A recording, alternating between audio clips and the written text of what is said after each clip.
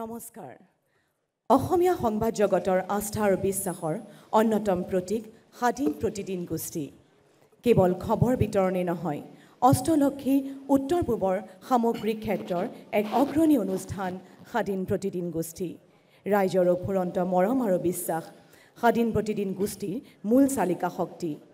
সেই সূত্ৰে বিগত 10 বছৰ ধৰি স্বাধীন প্ৰতিদিন গোষ্ঠীয়ে বিভিন্ন ক্ষেত্ৰলৈ অৱদান আগবঢ়োৱা বিশিষ্ট ব্যক্তিসকলক প্ৰদান কৰি আহিছে বিশেষ সন্মান।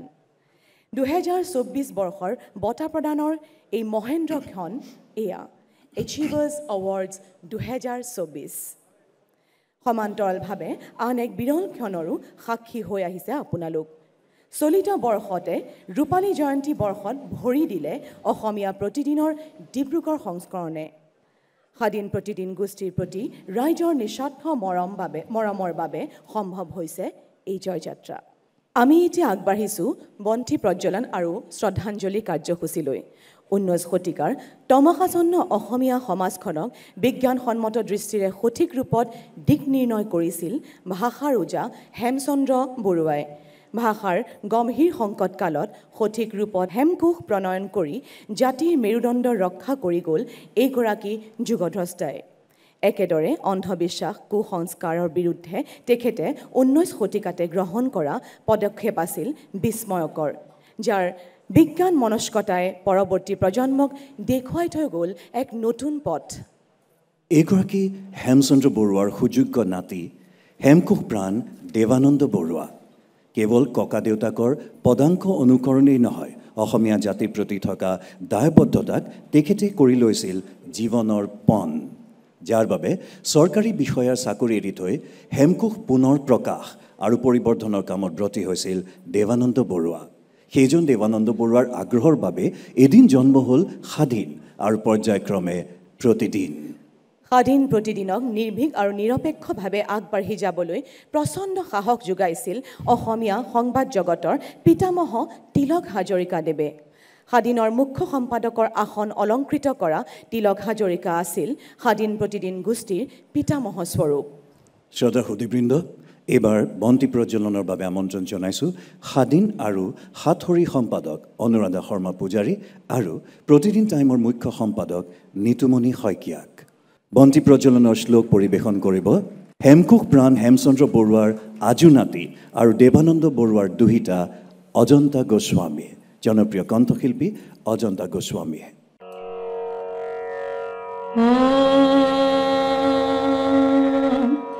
শুভম করোতি কল্যাণম আরোগ্যম ধন সম্পদা শত্রুবুদ্ধি বিনাশায় দীপজ্যোতি নমোস্তুতে শত্রুবুদ্ধি বিনাশায় দীপজ্যোতি নমোস্তুতে শুভম করোতি কল্যাণম আরোগ্যম ধন সম্পদা দীপজ্যোতি পরব্রহ্ম দীপজ্যোতি জনার্দনঃ দীপহরতু মে পাপম সন্ধ্যাদীপো নমোস্তুতে দীপজ্যোতি পরব্রহ্ম দীপজ্যোতি জনার্দনঃ দীপহরতু মে পাপম সন্ধ্যাদীপো নমোস্তুতে দীপজ্যোতি নমোস্তুতে সর্বদীপো নমোস্তুতে।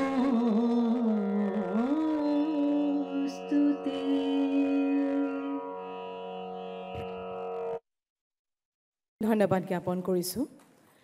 সংবাদ, সাহিত্য, সংস্কৃতি সকলো ক্ষেত্ৰৰে অসমীয়া জাতিৰ জাগ্ৰত প্ৰহৰী স্বাধীন প্ৰতিদিন গোষ্ঠী। সম্প্ৰতি সামাজিক মাধ্যমৰো ই হৈ পৰিছে এক চিনাকি পৰিচয়। আহক আমি এইবাৰ দৃশ্য শ্ৰব্যৰ মাধ্যমৰ মাজেৰে চাওঁ স্বাধীন প্ৰতিদিন গোষ্ঠীক 1985 1989 অসম আন্দোলনৰ শেষত ধনধৰা সাহিত্য সংস্কৃতিক লৈ এটি সপোন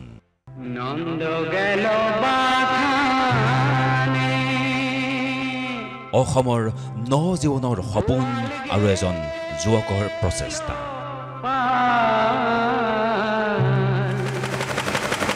স্বাধীনৰ জন্ম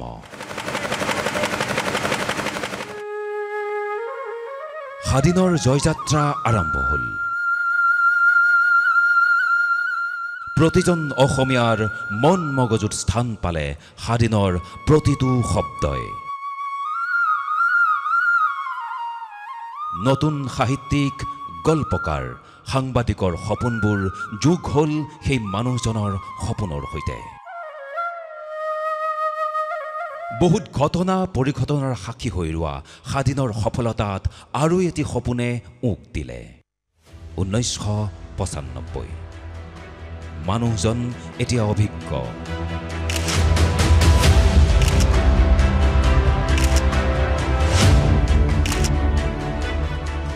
প্ৰতিটো দিনৰ সাক্ষী প্ৰতিটো খবৰৰ দাবী প্ৰতিটো পুৱাৰ সংগী প্ৰতিদিন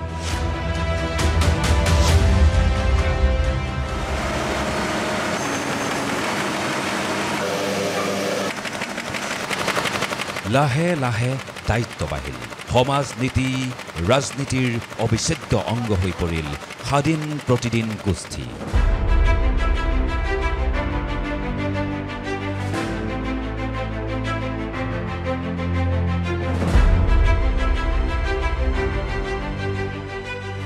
চোকা কলম দুৰ্বাৰ গতি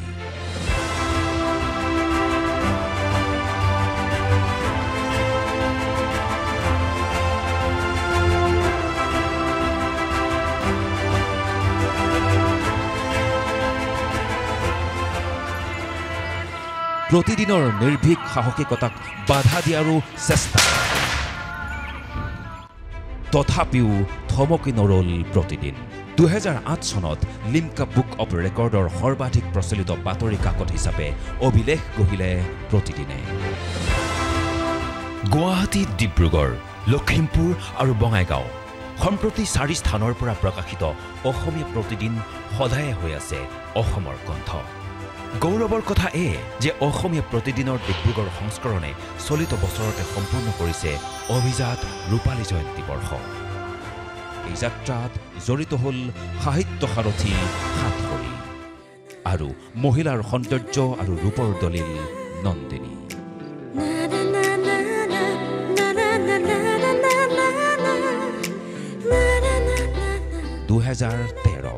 স্বাধীন প্ৰতিদিন সাতসৰী নন্দিনীৰ অভিজ্ঞতাৰে ভৰপূৰ মানুহজনৰ মনত আন এটি সপোনে বাহ ল'লে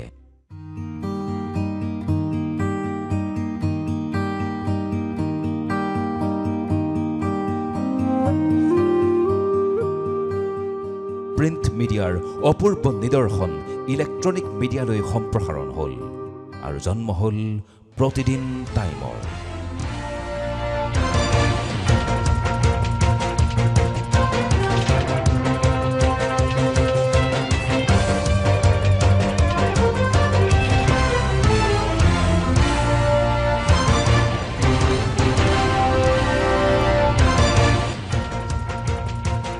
প্ৰতিদিন টাইমৰ সমূহ দৰ্শকক স্বাগতম জনাই আৰম্ভ কৰিছো আমাৰ আজিৰ অনুষ্ঠান বিশেষ অনুষ্ঠানটিলে আপোনাক সদস্য আদৰণি জনাইছো অৱস্থাটো কিয় হৈছে কাৰণ আমি কি আলোচনা কৰিম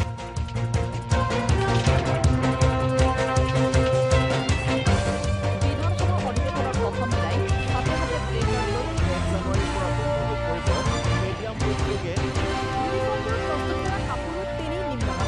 সোমবাৰে গুৱাহাটী প্ৰেছ ক্লাবৰ এক গম্ভীৰ্যপূৰ্ণ পৰিৱৰ্তিত সময় সামাজিক মাধ্যমতো সবল আত্মপ্ৰকাশ আৰম্ভ প্ৰতিদিন ডিজিটেল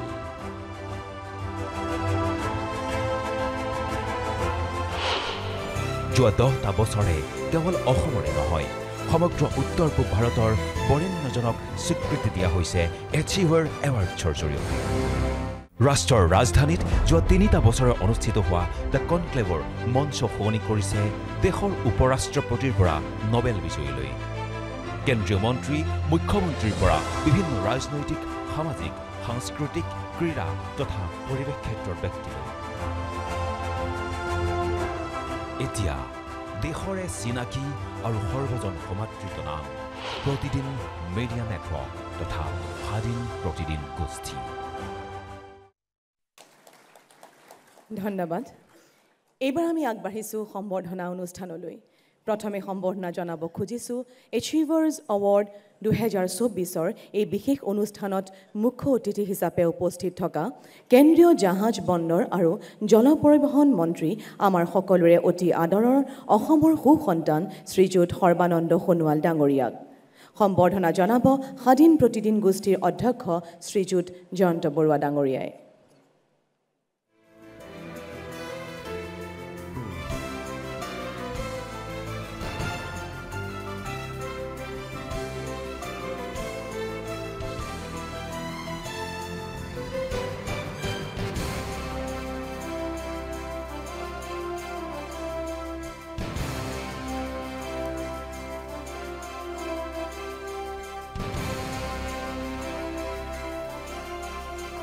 শ্ৰদ্ধাৰ সুধীবৃন্দ এই বিশেষ অনুষ্ঠানত বিশিষ্ট অতিথি হিচাপে উপস্থিত থকা ডিব্ৰুগড় বিশ্ববিদ্যালয়ৰ মাননীয় উপাচাৰ্য ডক্টৰ জিতেন হাজৰিকা ডাঙৰীয়াক এইবাৰ সম্বৰ্ধনা জনাব বিচাৰিছোঁ সম্বৰ্ধনা জনাব স্বাধীন প্ৰতিদিন গোষ্ঠীৰ অধ্যক্ষ জয়ন্ত বৰুৱা ডাঙৰীয়াই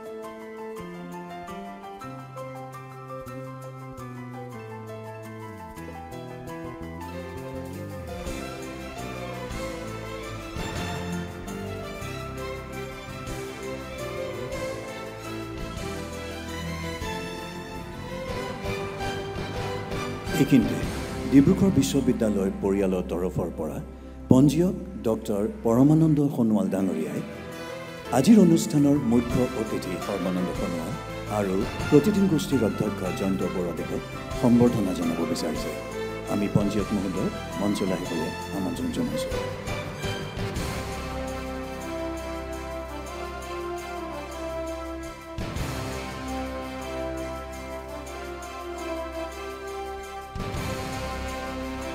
ধন্যবাদ এই শুভ মুহূৰ্তত প্ৰতিদিন গ্ৰুপৰ অধ্যক্ষ আৰু অসমীয়া প্ৰতিদিন কাকতৰ সম্পাদক শ্ৰীযুত জয়ন্ত বৰুৱা দেৱক তেখেতৰ আদৰণি ভাষণ আগবঢ়াবলৈ অনুৰোধ জনাইছোঁ আজি স্বাধীন প্ৰতিদিন গোষ্ঠীয়ে আয়োজন কৰা এচিভাৰ এৱাৰ্ড 2024ৰ এই অনুষ্ঠানৰ মুখ্য অতিথি কেন্দ্ৰীয় মন্ত্ৰী মাননীয় সৰ্বানন্দ সোণোৱাল ডাঙৰীয়া আৰু মঞ্চত আসন গ্ৰহণ কৰা সন্মানীয় অতিথি আৰু ডিব্ৰুগড় বিশ্ববিদ্যালয়ৰ উপাচাৰ্য ডক্টৰ জিতেন হাজৰিকা ডাঙৰীয়া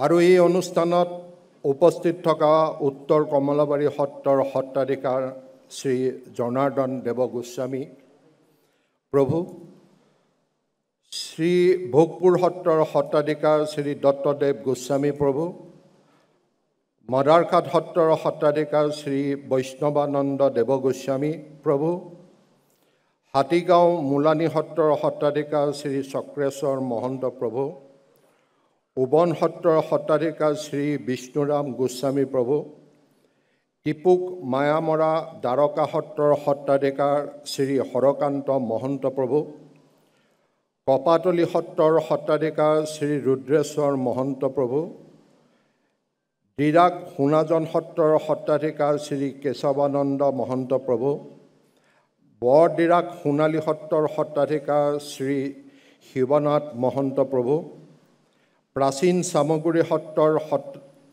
ডেকা সত্ৰাধিকাৰ শ্ৰী তাৰানাথ মহন্ত প্ৰভু আদি বিহিমপুৰ সত্ৰৰ ডেকা সত্ৰাধিকাৰ শ্ৰী অতুল চন্দ্ৰ মহন্ত প্ৰভু সমন্বিত এই মহান সত্ৰসমূহৰ পৰা অহা ভকত বৈষ্ণৱসকল, আমি আপোনালোক আটাইকে স্বাধীন প্ৰতিদিন গোষ্ঠীৰ তৰফৰ পৰা ভক্তি ভৰা আদৰ নিবেদন কৰিছোঁ।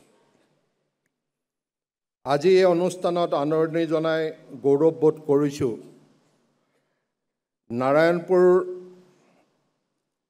মাধৱদেৱ বিশ্ববিদ্যালয়, গোলাঘাটৰ সতী সাদিনী বিশ্ববিদ্যালয়, মাজুলী সাংস্কৃতিক বিশ্ববিদ্যালয়, চাবুৱাৰ অনিৰুদ্ধদেৱ ক্ৰীড়া বিশ্ববিদ্যালয়ৰ মাননীয় উপাচাৰ্য মহোদয়সকল, ডিব্ৰুগড় বিশ্ববিদ্যালয়ৰ মাননীয় পঞ্জীয়ক, অধ্যাপক, গৱেষক, বিষয়া কৰ্মচাৰীৰ সৈতে অতি হেঁপাহৰ শিক্ষাৰ্থীসকল, আমি জনাবলৈ পাই সুখী হৈছোঁ যে আজিৰ অনুষ্ঠানটোৰ সৌষ্ঠৱ বৃদ্ধি কৰি আমাৰ মাজত উপস্থিত আছে ডিব্ৰুগড় বিশ্ববিদ্যালয়ৰ প্ৰাক্তন উপাচাৰ্য ডক্টৰ কন্দৰ্প কুমাৰ ডেকা ছাৰ আৰু তেখেতকে ধৰি কেইবাগৰাকীও সন্মানীয় অৱসৰপ্ৰাপ্ত অধ্যাপকো আমাৰ মাজত উপস্থিত আছে। ইয়াৰ উপৰিও লখিমপুৰ, ধেমাজি, তিনিচুকীয়া, ডিব্ৰুগড়, শিৱসাগৰ জিলাৰ ২১ৰো অধিক মহাবিদ্যালয়ৰ সন্মানীয় অধ্যক্ষ আৰু অধ্যাপক মহোদয়সকল এই অনুষ্ঠানত উপস্থিত আছে।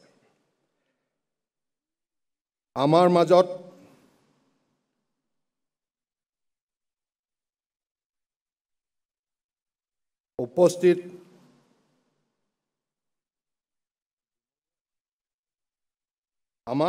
উপস্থিত আছে অসম চৰকাৰৰ মাননীয় মন্ত্ৰী বিমল বৰা ডাঙৰীয়া, আমি আদৰণি জনাইছোঁ।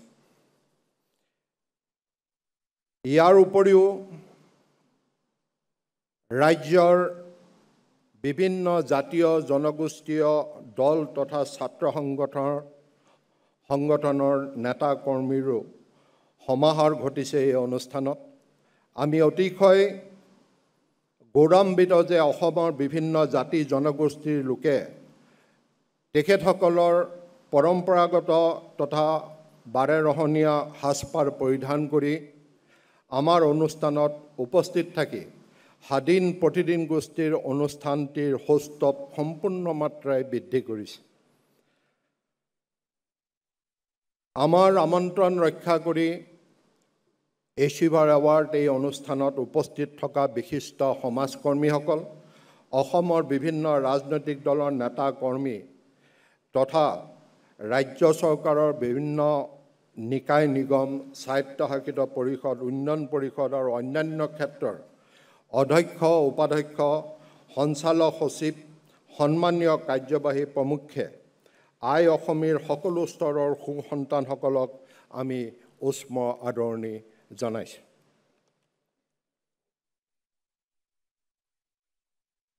আজি আমাৰ বাবে এটা সৌভাগ্যৰ দিন যে আজিৰ পৰা ২৫ বছৰ আগতে স্বাধীন প্ৰতিদিনৰ ডিব্ৰুগড় সংস্কৰণ আৰম্ভ হৈছিল। ডিব্ৰুগড় সংস্কৰণৰ ৰূপালী বৰ্ষৰ লগত সংগতি ৰাখি তিনিদিনীয়া এক কাৰ্যসূচী লৈ আমি সকলো ডিব্ৰুগড়ত উপস্থিত হৈছোঁ।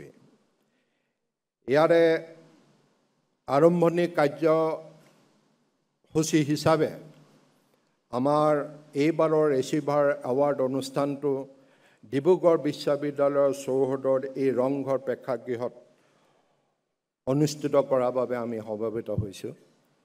এই ক্ষেত্ৰত আমাক সৰ্বোত্তই সহায় সহযোগ কৰাৰ বাবে আমি ডিব্ৰুগড় বিশ্ববিদ্যালয়ৰ উপাচাৰ্য ডক্টৰ জিতেন হাজৰিকা ডাঙৰীয়া আৰু পঞ্জীয়ক ডক্টৰ পৰমানন্দ সোণোৱাল ডাঙৰীয়াকে ধৰি বিশ্ববিদ্যালয়ৰ অসমীয়া বিভাগ প্ৰমুখ্যে সমুদায় কাৰ্যকৰ্তাক কৃতজ্ঞতা জ্ঞাপন কৰিছোঁ। আপোনালোকক জনাবলৈ পাই আমি অতিকৈ আনন্দিত যে আজিৰ এই এচিভাৰ অনুষ্ঠানত বৰেণ্য ব্যক্তিৰ জীৱনজোৰা সাধনা বঁটাৰ লগতে সাহিত্য সংবাদ ক্ষেত্ৰত বৰঙণি থকা আন এজন বৰেণ্য ব্যক্তিক স্বাধীন সাহিত্য সাংবাদিকতা বঁটা প্ৰদান কৰা হ'ব। তদুপৰিও উত্তৰ পূবৰ ক্ৰীড়া সংস্কৃতি, সমাজ, অৰ্থনীতি তথা অন্যান্য ক্ষেত্ৰত বিশেষ পাৰদৰ্শিতা প্ৰদৰ্শন কৰা আন 13 গৰাকী প্ৰতিভাৱান লোকৰ প্ৰতিও এই এচিভাৰ এৱাৰ্ড সন্মান আগবঢ়োৱা হ'ব। ইয়াৰ মাজত আমাৰ সংবাদ গোষ্ঠীৰ জৰিয়তে সাহিত্য সাংবাদিকতাৰ ক্ষেত্ৰখনলৈ বৰঙণি আগবঢ়োৱা কেইজনমান উদয়মান সাংবাদিকো আছে। মই সেই সকলোকে মোৰ আন্তৰিক অভিনন্দন জ্ঞাপন কৰিছোঁ। এইখিনিতে এটা কথা ক'বলৈ পাই আমি প্ৰশান্তি অনুভৱ কৰিছোঁ যে অসমৰ ৰাইজৰ আশীৰ্বাদ আৰু আমাৰ পিতৃ তথা প্ৰপিতামহ হেমকোষ প্ৰাণ দেৱানন্দ বৰুৱা আৰু ভাষা ৰজা হেমচন্দ্ৰ বৰুৱাৰ অনুপ্ৰেৰণাৰে আগবাঢ়ি আজি স্বাধীন প্ৰতিদিন গোষ্ঠী অসম তথা উত্তৰ পূৰ্বাঞ্চলৰে নহয় ভাৰতবৰ্ষৰে এক অগ্ৰণী সংবাদ গোষ্ঠীত পৰিণত হৈছে। সফলতাপূৰ্ণ এই দীঘলীয়া যাত্ৰাত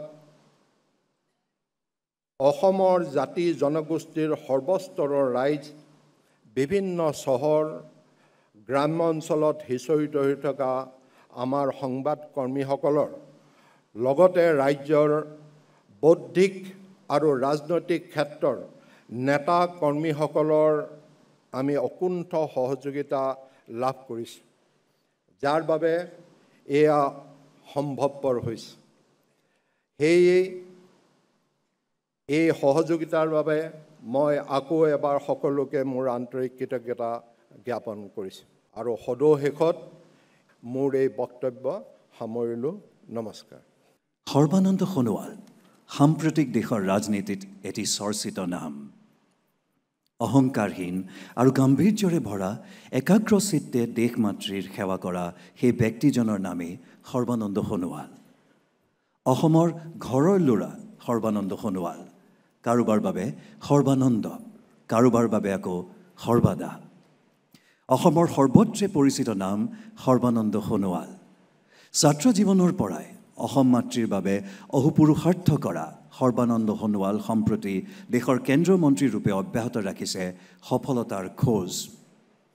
আহক দৃশ্য শ্ৰব্য মাধ্যমেৰে চাওঁ আমি আমাৰ আজিৰ এই অনুষ্ঠানৰ মুখ্য অতিথি সৰ্বানন্দ সোণোৱাল ডাঙৰীয়াৰ কৰ্মজীৱনক।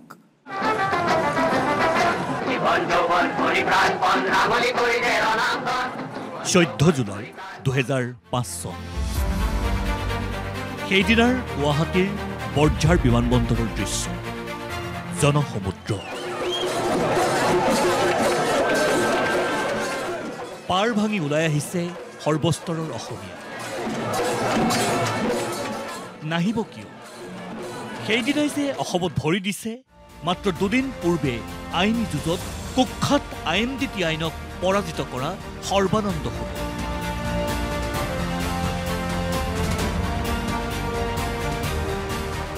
এবুকু আশাৰে ৰাইজে কৈছে, তই কৰিব লাগিব অগ্নিস্নান।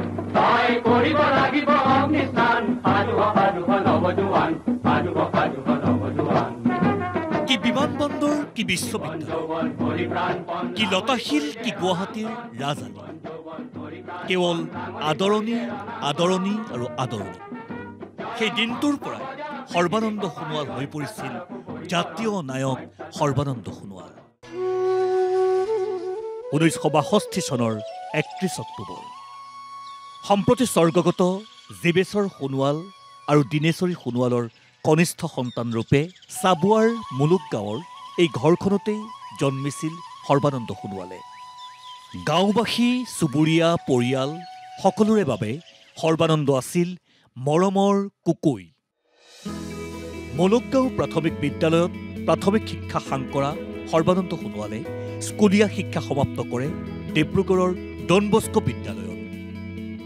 ডিব্ৰুগড় বিশ্ববিদ্যালয়ৰ পৰা ইংৰাজীত স্নাতকোত্তৰ ডিগ্ৰী লাভ কৰাৰ পিছত গুৱাহাটী বিশ্ববিদ্যালয়ৰ পৰা সৰ্বানন্দ সোণোৱালে গ্ৰহণ কৰে আইন, সাংবাদিকতা আৰু গণসংযোগৰ ডিগ্ৰী।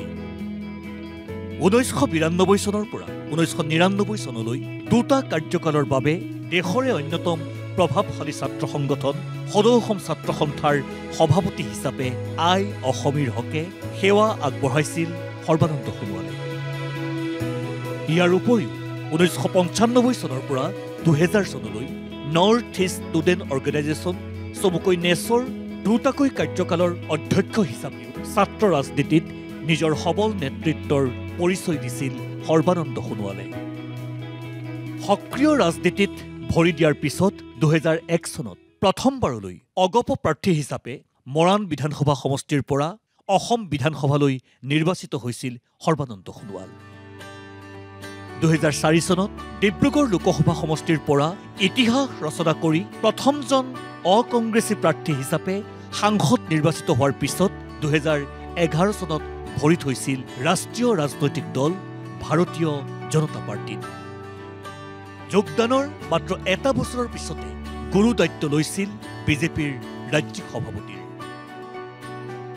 আৰু তেতিয়াৰে পৰা সৰ্বানন্দ সোণোৱালকে সন্মুখত ৰাখি ব্ৰহ্মপুত্ৰ বৰাক পাহাৰ ভৈয়াম চৰ চাপৰি বাগান সৰ্বত্ৰে সাংগঠনিক শক্তি ক্ৰমাৎ সবল কৰি গৈছিল গেৰুৱা শিবিৰে। 2014 চনত অসমত 7খনকৈ লোকসভা আসন দখলত মূল ভূমিকা লোৱা সৰ্বানন্দ সোণোৱালে প্ৰধানমন্ত্ৰী নৰেন্দ্ৰ মোদীৰ মন্ত্ৰী পৰিষদত অৱধাৰিতভাৱে লাভ কৰিছিল বিশেষ স্থান। 2004 চনত প্ৰথম সাংসদ নিৰ্বাচিত হওঁতে ভাৰতীয় সংসদীয় ক্ৰিকেট দলৰ অন্যতম সদস্য হিচাপে পৰিগণিত হোৱা সৰ্বানন্দ সোণোৱালে এইবাৰ কেন্দ্ৰীয় যুৱ কল্যাণ আৰু ক্ৰীড়া মন্ত্ৰী হিচাপে দায়িত্ব লৈ অসমতে অনুষ্ঠিত কৰিছিল সাউথ এছিয়ান গেমছ, য'ত শীৰ্ষ গীতত প্ৰতিধ্বনিত হৈছিল সুধাকণ্ঠৰ এই পৃথিৱী এক ক্ৰীড়াংগন। এই পৃথিৱী এক ক্ৰীড়াংগন, ক্ৰীড়া হ'ল শান্তিৰ প্ৰাংগন। ইয়াৰো অন্তৰালৰ মূল মানুহজনে আছিল কেন্দ্ৰীয় মন্ত্ৰী সৰ্বানন্দ সোণোৱাল। 2016 চন বিজেপিৰ অসম দখলৰ মহাৰণ, মুখ্য সেনাপতিৰ ৰূপত সৰ্বানন্দ সোণোৱাল। সোণোৱালৰ নিকা ভাৱমূৰ্তি আৰু দক্ষতাক স্বীকৃতি দি অসমত নিৰ্বাচনী প্ৰচাৰ চলাইছিল খোদ প্ৰধানমন্ত্ৰী নৰেন্দ্ৰ মোদীয়ে। मैं आप सबसे एक हीरा उठा करके ले गया था। जिस हीरे पर आपका हक था, आसाम का हक था, मैं इस हीरे को यहां से उठा के ले गया था। और आपने जो हीरा मुझे दिया, वो हीरा मेरी पूरी सरकार को चमकाता था। आज मैं आपके पास आया हूं आपकी इस अमानत आपको लौटाने के लिए। मेरा तो बहुत नुकसान है, मेरी सरकार का नुकसान है, हिंदुस्तान का नुकसान है, लेकिन आसाम का भला होने वाला है, इसलिए मैंने भेजा। সকলোতে আনন্দ সৰ্বানন্দ, অসমৰে আনন্দ সৰ্বানন্দ। আৰু অসমবাসীয়ে ৰায় দিলে অসমত হ'ল বিজেপি চৰকাৰ। বিশাল জনসমুদ্ৰৰ মাজত ৰাজ্যৰ চতুৰ্থ মুখ্যমন্ত্ৰীৰূপে শপত ল'লে সৰ্বানন্দ সোণোৱালে। মই শ্ৰী সৰ্বানন্দ সোণোৱালে ঈশ্বৰৰ নামত এইবাৰ মুখ্যমন্ত্ৰী সৰ্বানন্দ সোণোৱাল অসম লোকসেৱা আয়োগৰ কলংকিত অধ্যায় মোহাৰি আয়োগক স্বচ্ছ নিকা কৰি হাজাৰ হাজাৰ প্ৰত্যাশীৰ মুখত হাঁহি আৰু আশাবাদ ঘূৰাই অনা মানুহজনেই সৰ্বানন্দ সোণোৱাল। কাজিৰঙাৰ বেদখল উচ্ছেদ, পূৰ্বৱৰ্তী সময়ত অবাধ হাৰত হোৱা গড় হত্যা প্ৰতিৰোধ কৰিবলৈ সক্ষম হোৱা মানুহজনেই সৰ্বানন্দ সোণোৱাল। অসম আন্দোলনৰ শ্বহীদৰ পৰিয়াললৈ 5 লাখ টকাকৈ আৰ্থিক সাহায্য তথা নিৰ্যাতিতৰ পৰিয়াললৈও আৰ্থিক সাহায্য প্ৰদানেৰে শ্বহীদৰ ত্যাগক সোঁৱৰিছিল তেতিয়াৰ মুখ্যমন্ত্ৰী সৰ্বানন্দ সোণোৱালে। 2021 চনত দলক পুনৰবাৰ শাসনলৈ আনিও দিল্লীলৈ উভতি গ'ল সৰ্বানন্দ সোণোৱাল। এইবাৰ দেশৰ দায়িত্ব। কেন্দ্ৰীয় বন্দৰ, জাহাজ আৰু জনপৰিবহণৰ লগতে আয়ুষ মন্ত্ৰণালয়ৰ দায়িত্বও লাভ কৰিলে সৰ্বানন্দ সোণোৱালে। পাণ্ডুত জাহাজ মেৰামতিৰ ব্যৱস্থা, বগীবিলত কাৰ্গো কাম টুৰিষ্ট টাৰ্মিনেল স্থাপনৰ আঁৰতো সৰ্বানন্দ সোণোৱাল। কামৰ স্বীকৃতিৰূপে নীতি আয়োগৰ প্ৰতিবেদনত 66টা মন্ত্ৰণালয়ৰ ভিতৰত দ্বিতীয় স্থান লাভেৰে উজলি উঠিল সৰ্বানন্দ সোণোৱালৰ মন্ত্ৰালয়। 2024 লোকসভা নিৰ্বাচনত ডিব্ৰুগড়ৰ পৰা পুনৰ সাংসদ নিৰ্বাচিত হোৱা সৰ্বানন্দ সোণোৱালে লাভ কৰিলে একে দায়িত্ব, যাৰ সফল যাত্ৰা এতিয়া অব্যাহত। এসময়ৰ অসমৰ ছাত্ৰ নেতা এতিয়া দেশৰ নেতা তথা কেন্দ্ৰীয় মন্ত্ৰী। প্ৰধানমন্ত্ৰী মোদীৰ বিশ্বস্ত সংগী সৰ্বানন্দ সোণোৱাল বিজেপিৰ শীৰ্ষ মহলৰো অন্যতম বিশ্বাসী। চাবুৱাৰ মুলুক গাঁৱৰ পৰা আৰম্ভ হোৱা সৰ্বানন্দ সোণোৱালৰ এই যাত্ৰা হওক অবিৰত।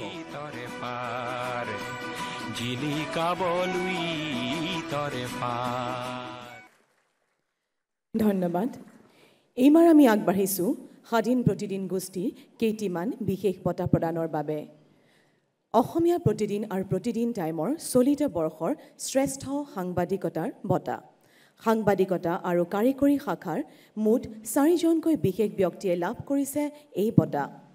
অসমীয়া প্ৰতিদিন কাকতৰ পৰা এই বঁটা লাভ কৰিছে জ্যেষ্ঠ ফটো সাংবাদিক শ্ৰীযুত চিন্ময় ৰয় আৰু ডুমডুমাৰ সাংবাদিক শ্ৰীযুত মনোজ দত্তই।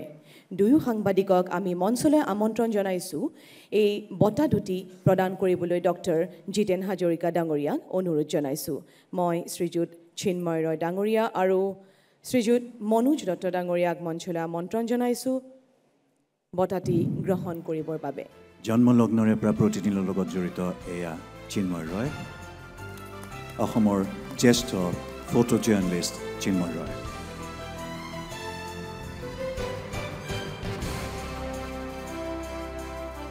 শ্ৰীযুত মনোজ দত্ত ডাঙৰীয়াক বঁটাটি গ্ৰহণ কৰিবৰ বাবে অনুৰোধ জনালোঁ।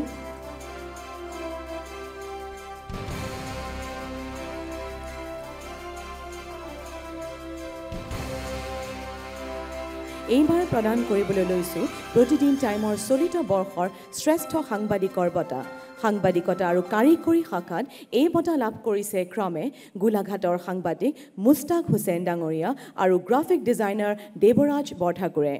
দুয়োজনকে আমি মঞ্চলৈ আমন্ত্ৰণ জনাইছোঁ বঁটাটি গ্ৰহণ কৰাৰ বাবে আৰু লগতে ডিব্ৰুগড় বিশ্ববিদ্যালয়ৰ উপাচাৰ্য ডক্টৰ জিতেন হাজৰিকা ডাঙৰীয়াক বঁটাটি প্ৰদান কৰিবলৈ অনুৰোধ জনালোঁ। এয়া আমাৰ মাজত মুস্তাক হুছেইন ডাঙৰীয়া আৰু গ্ৰাফিক ডিজাইনাৰ দেৱৰাজ বৰঠাকুৰ।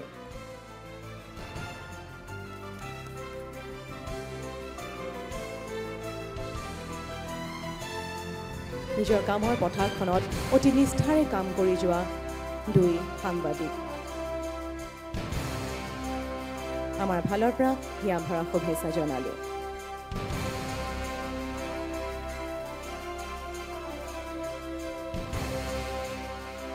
শ্ৰদ্ধা সুধীবৃন্দ, আজি আমাৰ মাজত উপস্থিত থাকি এই অনুষ্ঠানৰ সৌষ্ঠৱ বৃদ্ধি কৰা আজিৰ সন্মানীয় অতিথি তথা ডিব্ৰুগড় বিশ্ববিদ্যালয়ৰ উপাচাৰ্য ডক্টৰ জিতেন হাজৰিকা ডাঙৰীয়াক তেখেতৰ মনৰ ভাৱ প্ৰকাশ কৰিবলৈ মই বিনম্ৰভাৱে অনুৰোধ জনালোঁ। নমস্কাৰ। আজি স্বাধীন প্ৰতিদিন গোষ্ঠীৰ দ্বাৰা ডিব্ৰুগড় বিশ্ববিদ্যালয়ৰ ৰংঘৰ প্ৰাংগণত অনুষ্ঠিত কৰা এচিভাৰ্ছ এৱাৰ্ড এই অনুষ্ঠানৰ উপস্থিত থকা সন্মানীয় জাহাজ বন্দৰ আৰু জল পৰিবহণ দপ্তৰৰ কেন্দ্ৰীয় মন্ত্ৰী শ্ৰীযুত সৰ্বানন্দ সোণোৱাল ডাঙৰীয়া, স্বাধীন প্ৰতিদিন গোষ্ঠীৰ অধ্যক্ষ জয়ন্ত বৰুৱা ডাঙৰীয়া, স্বাধীন প্ৰতিদিনৰ পৰিয়ালৰ অনুৰাধা শৰ্মা পূজাৰী, সম্পাদক স্বাধীন আৰু সাতসৰী, ধৈৰ্য হাজৰিকা, কাৰ্যবাহী সম্পাদক অসমীয়া প্ৰতিদিন, নিতুমণি শইকীয়া ডাঙৰীয়া, মুখ্য সম্পাদক প্ৰতিদিন টাইম,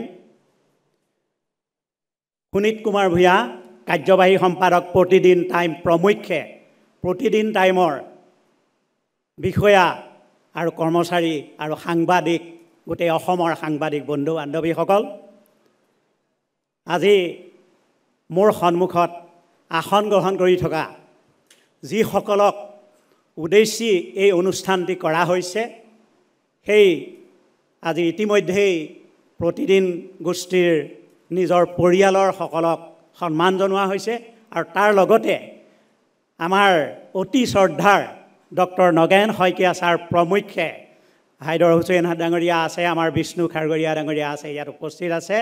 প্ৰমুখ্যে 11জন ব্যক্তি আৰু 2টা দল, এটা এনভাইৰনমেণ্ট ছেক্টৰ আৰু আনটো হৈছে বিদুৰ ভাই। সকলোকে মই ডিব্ৰুগড় বিশ্ববিদ্যালয়ৰ পৰা সন্মান যাচিছোঁ। আমাৰ মাজত উপস্থিত আছে অসমৰ বিভিন্ন সত্ৰৰ সত্ৰাধিকাৰ প্ৰভুসকল।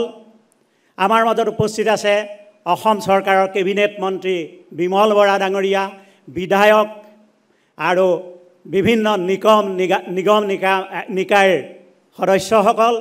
সকলোকে মই ডিব্ৰুগড় বিশ্ববিদ্যালয়ৰ ফালৰ পৰা আদৰণি জনাইছোঁ। আমাৰ মাজত উপস্থিত আছে ডিব্ৰুগড় বিশ্ববিদ্যালয়ৰ প্ৰাক্তন উপাচাৰ্য ডক্টৰ কন্দৰ্প কুমাৰ ডেকা, প্ৰাক্তন আৰু বৰ্তমানৰ শিক্ষক, বিষয়া, কৰ্মচাৰী, আমাৰ ছাত্ৰ ছাত্ৰী আৰু আমাৰ পৰিয়ালৰ সদস্যসকল, সকলোকে মই ডিব্ৰুগড় বিশ্ববিদ্যালয়ৰ তৰফৰ পৰা আদৰণি জনাইছোঁ। আৰু আমাৰ মাজত উপস্থিত আছে অসমৰ বিভিন্ন প্ৰান্তৰ সাহিত্য, সংস্কৃতি, ক্ৰীড়া আদি বিভিন্ন দিশৰ বৰেণ্য ব্যক্তিসকল। সেই সকলোকে মই ডিব্ৰুগড় বিশ্ববিদ্যালয় পৰিয়ালৰ তৰফৰ পৰা আদৰণি জনাইছোঁ। প্ৰতিদিন গোষ্ঠীয়ে এই স্বাধীন প্ৰতিদিন গোষ্ঠীয়ে এই অনুষ্ঠানটো ডিব্ৰুগড় বিশ্ববিদ্যালয়ত অনুষ্ঠিত কৰিবলৈ লোৱাৰ বাবে, আজি ৰংঘৰ প্ৰাংগণত অনুষ্ঠিত কৰাৰ বাবে মই স্বাধীন প্ৰতিদিন গোষ্ঠীৰ অধ্যক্ষ জয়ন্ত বৰুৱা ডাঙৰীয়া প্ৰমুখ্যে সকলোকে ডিব্ৰুগড় বিশ্ববিদ্যালয়ৰ তৰফৰ পৰা কৃতজ্ঞতা জ্ঞাপন কৰিছোঁ। প্ৰতিদিন গোষ্ঠীৰ এই মহৎ প্ৰচেষ্টাৰ বাবে প্ৰথমে মই সকলোকে ধন্যবাদ জ্ঞাপন কৰিছোঁ। এনেকুৱা এটা অনুষ্ঠানৰ অন্তৰালত ওতঃপ্ৰোতভাৱে জড়িত হৈ থাকে এটা জাতিৰ সামূহিক প্ৰগতিৰ ধাৰণা। প্ৰকৃততে আমি প্ৰয়োজনীয়তা আৰু আন্তৰিক আহ্বানত যিবিলাক ক্ৰিয়া কৰ্ম কৰি থাকোঁ, সেইবিলাকেই ব্যক্তিগত বৃদ্ধিৰ পৰা গৈ এক সামূহিক প্ৰাপ্তি কঢ়িয়াই আনে। কিন্তু সেই প্ৰাপ্তি ধ্ৰুৱক নহয়, ই এটা ভাৰসাম্য অৱস্থাহে। অৰ্থাৎ এবাৰ প্ৰাপ্তিতে আমি সেয়াই সৰ্বস্ব বুলি আৰু একো নকৰাকৈ ৰৈ নাযাওঁ। জনমুখী কৰি প্ৰেৰণাদায়ক চিন্তাৰে উচ্চ পৰ্যায়লৈ নিবলৈ নিৰন্তৰ প্ৰয়াস কৰোঁ। তাতেই লুকাই আছে দেশৰ প্ৰগতিৰ চেতনা। এনে প্ৰগতিৰ চিন্তাৰে আজিৰ দৰে প্ৰতিটো দিনেই মুখৰ হৈ থকাটো আমি কামনা কৰোঁ। এইখিনিতে আন এটা কথা প্ৰাসংগিক যে যিকোনো সংবাদ মাধ্যমেই বাতৰিৰ অহৰহ প্ৰাপ্তিৰ বাবে কিছুমান উৎস, সাংবাদিকৰ ভাষাত চ'ৰ্চৰ আশ্ৰয় ল'ব লগা হয়। কিন্তু এই উৎসৰ নিৰ্মোহ বিশ্লেষণ বা কৰ্ষণেহে প্ৰকৃত সত্য উদ্ঘাটন কৰি জনসাধাৰণক সমৃদ্ধ কৰিব পাৰে। আমি প্ৰতিদিন গোষ্ঠীক বিশেষভাৱে ধন্যবাদ জ্ঞাপন কৰিছোঁ, কাৰণ তেওঁলোকৰ এই উৎসৰ তথ্যৰ কৰ্ষণ অতি নিৰপেক্ষ আৰু গভীৰ হোৱাৰ নিদৰ্শনতেই আজি এই এচিভাৰ এৱাৰ্ড অনুষ্ঠান, য'ত প্ৰকৃত কীৰ্তিক বিচাৰি আনি আমাৰ সন্মুখত নিদৰ্শন হিচাপে তুলি ধৰিব পাৰিছে। গতিকে আমি কামনা কৰিছোঁ এনে উত্তৰণ, এনে প্ৰাপ্তি, এনে স্বীকৃতি নিৰন্তৰ হওক আৰু তাৰেই ফলশ্ৰুতিত আমাৰ সামূহিক প্ৰগতি নিৰ্ধাৰিত হৈ থাকক। আমি জানো যে সত্য আৰু শুদ্ধভাৱে নিৰ্ভীক সাংবাদিকৰ কথা ক'লেও বাস্তৱ ক্ষেত্ৰৰ তাৰ প্ৰতিপাদন অতি প্ৰত্যাহ্বানমূলক। এই প্ৰত্যাহ্বানক অতিক্ৰম কৰি ভালক ভাল আৰু বেয়াক বেয়া বুলি কোৱাৰ সৎ সাহসখিনি অটুট ৰখাৰ সুন্দৰ ক্ষণত স্বাধীন প্ৰতিদিন গোষ্ঠীৰ এই স্বৰ্ণীল যাত্ৰা অব্যাহত ৰখাৰ বাৰ্তা আমি আন্তৰিকতাৰে কামনা কৰিলোঁ। শেষত মই আজি সম্বোধনত মোৰ থাকি গৈছে মোৰ সহকৰ্মী অসমৰ বিভিন্ন বিশ্ববিদ্যালয়ৰ কেইবাজনো উপাচাৰ্য ইয়াত উপস্থিত আছে। মই সেইসকলকো আদৰণি জনাইছোঁ আৰু স্বাধীন প্ৰতিদিন গোষ্ঠীৰ আমাৰ দ্বাৰা এই অনুষ্ঠানটি ইয়াত অনুষ্ঠিত কৰাৰ কাৰণে পুনৰবাৰ মই ধন্যবাদ জ্ঞাপন কৰিছোঁ। আৰু এনে অনুষ্ঠানৰ কাৰণে ডিব্ৰুগড় বিশ্ববিদ্যালয় সদায় আগবাঢ়ি যাব। অন্ততঃ বৰ্তমানৰ কৰ্তৃপক্ষ পুনৰ এনেধৰণৰ অনুষ্ঠানৰ কাৰণে আমি তেখেতসকলক এই আনুষ্ঠানিকভাৱে নিমন্ত্ৰণ ৰাখি মই মোৰ বক্তৃতা সামৰণি মাৰিলোঁ। ধন্যবাদ।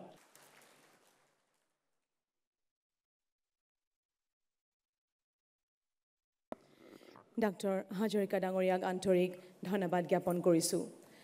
আমি ইতিমধ্যে উল্লেখ কৰিছোঁ যোৱা 10টা বছৰে অষ্টলক্ষী উত্তৰ পূৰ্বৰ বিভিন্ন ক্ষেত্ৰত জিলিকি উঠি নিজৰ লগতে স্বজাতিৰ সমগ্ৰ অঞ্চলটোক গৌৰৱান্বিত কৰা বিভিন্ন ক্ষেত্ৰৰ বিশেষ ব্যক্তি বা অনুষ্ঠানক সন্মানিত কৰিবলৈ প্ৰতিদিন টাইমে প্ৰদান কৰি আহিছে বিশেষ সন্মান।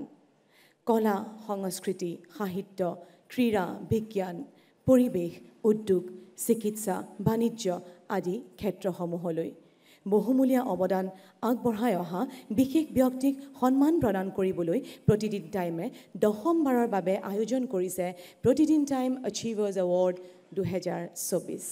আমি আপোনালোকক জনাবলৈ পাই সুখী হৈছোঁ যে চলিত বৰ্ষৰ বিভিন্ন ক্ষেত্ৰৰ প্ৰাপকসকলক বঁটা প্ৰদান কৰিব কেন্দ্ৰীয় জাহাজ, বন্দৰ আৰু জল পৰিবহণৰ মন্ত্ৰী শ্ৰীযুত সৰ্বানন্দ সোণোৱাল ডাঙৰীয়াই। প্ৰথমে আগবাঢ়িছোঁ জুৰীৰ বিশেষ সন্মান। 2024 বৰ্ষৰ এই বঁটা লাভ কৰিছে স্বকীয় শৈলী আৰু নতুনত্বৰে অসমীয়া চলচ্চিত্ৰৰ ইতিহাসত সুকীয়া ধাৰাৰ সূচনা কৰা বিদুৰ ভাই পৰিয়ালে। কোভিড সৃষ্ট স্পৰ্শকাতৰ সময়তে গোলাঘাটৰ কেইগৰাকীমান সাংস্কৃতিক কৰ্মীৰ চিন্তাৰ ফচল আছিল অতি চালুকীয়াভাৱে আৰম্ভ কৰা ৱেব ছিৰিজ বিদুৰ ভাই। জনপ্ৰিয়তাৰ চূড়ান্ত শিখৰত আৰোহণ কৰা ৱেব ছিৰিজ বিদুৰ ভাইৰ সফলতাৰ পাছত চিন্তা চৰ্চা চলিল এখন পূৰ্ণ দৈৰ্ঘ্যৰ চিনেমাৰ বিষয়ে আৰু ভবামতেই কাম। পৰিচালক সুব্ৰত কাকতি আৰু প্ৰযোজক অৰ্ণৱ হাজৰিকাৰ সুদক্ষ নেতৃত্বত ৰাইজৰ মাজলৈ অহা চিনেমা বিদুৰ ভাইয়ে অসমীয়া চিনেমাৰ ইতিহাসত স্থাপন কৰিলে মাইলষ্টোনৰ। অসম আৰু অসমীয়াই আৰু আশা কৰে টীম বিদুৰ ভাইৰ পৰা। নিজৰ নিজৰ ক্ষেত্ৰত উজ্বলি উঠক টীম বিদুৰ ভাইৰ সকলো সদস্য। সেই আশাৰে টীম বিদুৰ ভাইলৈ স্বাধীন প্ৰতিদিন গোষ্ঠীৰ তৰফৰ পৰা আগবঢ়োৱা হৈছে 2024 বৰ্ষৰ জুৰীৰ বিশেষ বঁটা। মই কেন্দ্ৰীয় জাহাজ, বন্দৰ আৰু জল পৰিবহণ দপ্তৰৰ মন্ত্ৰী শ্ৰীযুত সৰ্বানন্দ সোণোৱাল ডাঙৰীয়াক বিদুৰ ভাই পৰিচালক আৰু প্ৰযোজক ক্ৰমে সুব্ৰত কাকতি আৰু অৰ্ণৱ হাজৰিকাসহ অন্যান্য অভিনেতা অভিনেত্ৰী কলা কুশলীসকলক বঁটাটি আগবঢ়াবলৈ অনুৰোধ জনাইছোঁ। বিদুৰ ভাই টীমক মই মঞ্চলৈ আমন্ত্ৰণ জনাইছোঁ বঁটাটি গ্ৰহণ কৰিবৰ বাবে।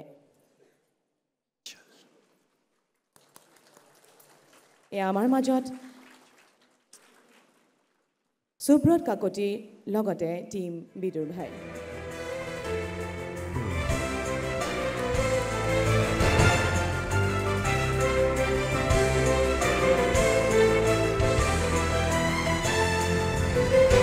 ইতিহাস সৃষ্টি কৰিলে বিদুৰ ভাই।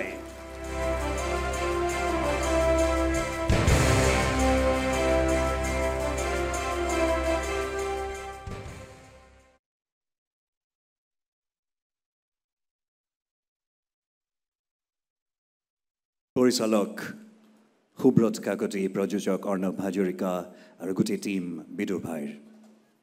এনেধৰণৰ সুন্দৰ অসমীয়া ছবি আমাক আগলৈ উপহাৰ দিব বুলি আশা ৰাখিলোঁ।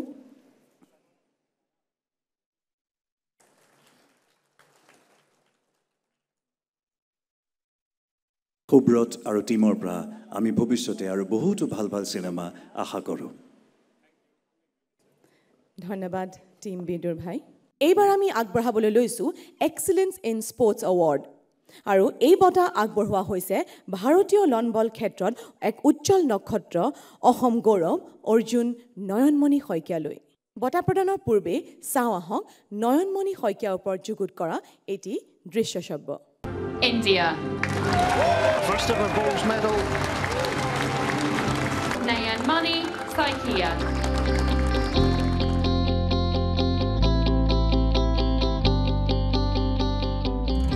ভাৰতীয় লন বল ক্ষেত্ৰৰ এক উজ্জ্বল নক্ষত্ৰ হ'ল অসম সন্তান নয়নমণি শইকীয়া। গোলাঘাট জিলাৰ সৰুপথাৰৰ টেঙাবাৰীত 1988 চনৰ 21 ছেপ্টেম্বৰত জন্মগ্ৰহণ কৰা নয়নমণিয়ে কোটি কোটি ভাৰতীয়ক গৌৰৱান্বিত কৰি কমনৱেলথ গেমছত আজৰি আনিছে স্বৰ্ণ পদক। 2022 চনত বাৰ্মিংহামত অনুষ্ঠিত কমনৱেলথ গেমছৰ লং বল ইভেণ্টৰ ফ'ৰ্চ শাখাৰ ফাইনেলত দক্ষিণ আফ্ৰিকাৰ খেলুৱৈক পৰাস্ত কৰি নয়নমণিয়ে লাভ কৰিছে স্বৰ্ণ পদক। 7 সাগৰ 13 নদীৰ সিপাৰে নয়নমণিয়ে এই সাফল্য লাভ কৰাৰ লগে লগে ৰচিত হৈছিল এক নতুন ইতিহাস। কমনৱেলথ গেমছত পদক লাভ কৰা প্ৰথমগৰাকী অসমীয়া হিচাপে পৰিগণিত হয় নয়নমণি শইকীয়া। লং বল ক্ষেত্ৰত নয়নমণিয়ে আগবঢ়োৱা এই অসাধাৰণ অৱদানৰ বাবে সেই বৰ্ষতেই খেলুৱৈগৰাকীক ৰাষ্ট্ৰপতিয়ে সন্মানিত কৰে অৰ্জুন বঁটাৰে। কেৱল কমনৱেলথ গেমছেই নহয়, এগৰাকী কণমানি সন্তানৰ মাতৃ নয়নমণিয়ে নিজৰ কেৰিয়াৰত লাভ কৰিছে কেইবাটাও সফলতা। এই পৰ্যন্ত নয়নমণি শইকীয়াই ৰাষ্ট্ৰীয় আন্তঃৰাষ্ট্ৰীয় পৰ্যায়ৰ কেইবাখনো লং বল প্ৰতিযোগিতাত লাভ কৰিছে মুঠ 14টা পদক। নয়নমণিয়ে লাভ কৰা এইসমূহ সফলতাৰ বাবে ৰাজ্য চৰকাৰে ৰাজ্যিক ক্ৰীড়া নীতিৰ অধীনত আগবঢ়াইছে উপ আৰক্ষী অধীক্ষকৰ পদ। বৰ্তমান দেৰগাঁৱৰ আৰক্ষী প্ৰশিক্ষণ কেন্দ্ৰৰ উপ আৰক্ষী অধীক্ষক পদত অধিষ্ঠিত হৈ আছে নয়নমণি শইকীয়া। দেশ বিদেশত লাভ কৰা অসাধাৰণ সফলতাৰ বাবে স্বাধীন প্ৰতিদিন গোষ্ঠীয়ে এইবাৰ প্ৰতিভাৱান লং বল খেলুৱৈ নয়নমণি শইকীয়াক আগবঢ়াইছে এক্সিলেন্স ইন স্পৰ্টছ সন্মান। মই নয়নমণি শইকীয়াক মঞ্চলৈ আমন্ত্ৰণ জনাইছোঁ আৰু এই বঁটাটি গ্ৰহণ কৰিবৰ বাবে অনুৰোধ জনালোঁ। মাননীয় কেন্দ্ৰীয় মন্ত্ৰী আৰু আজিৰ সভাৰ মুখ্য অতিথি সৰ্বানন্দ সোণোৱাল ডাঙৰীয়াক এই বঁটা প্ৰদান কৰিবলৈ মই অনুৰোধ জনালোঁ।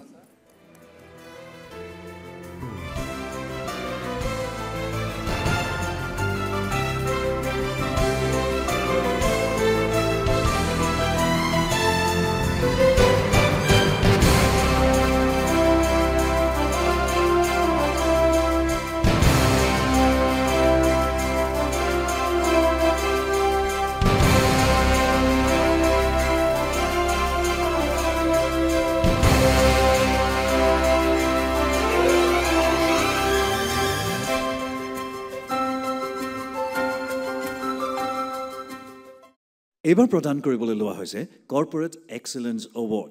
এই বঁটা লাভ কৰিছে জীৱন আৰু স্বাস্থ্য বিশেষজ্ঞ হিচাপে পৰিচিত হৈ থকা ডক্টৰ কুমুদ বৰদলৈ। আহক তেখেতৰ পৰা যুগুত কৰোৱা এতিয়া আমি দৃশ্য চাব আগতে চাই লওঁ।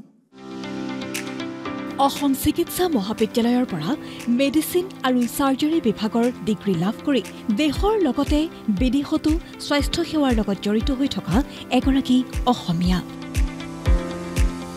জীৱন আৰু স্বাস্থ্য বীমাৰ বিশেষজ্ঞৰূপে পৰিচিত হৈ থকা এইগৰাকী অসমীয়া হৈছে doctor Kumud Bordoloi.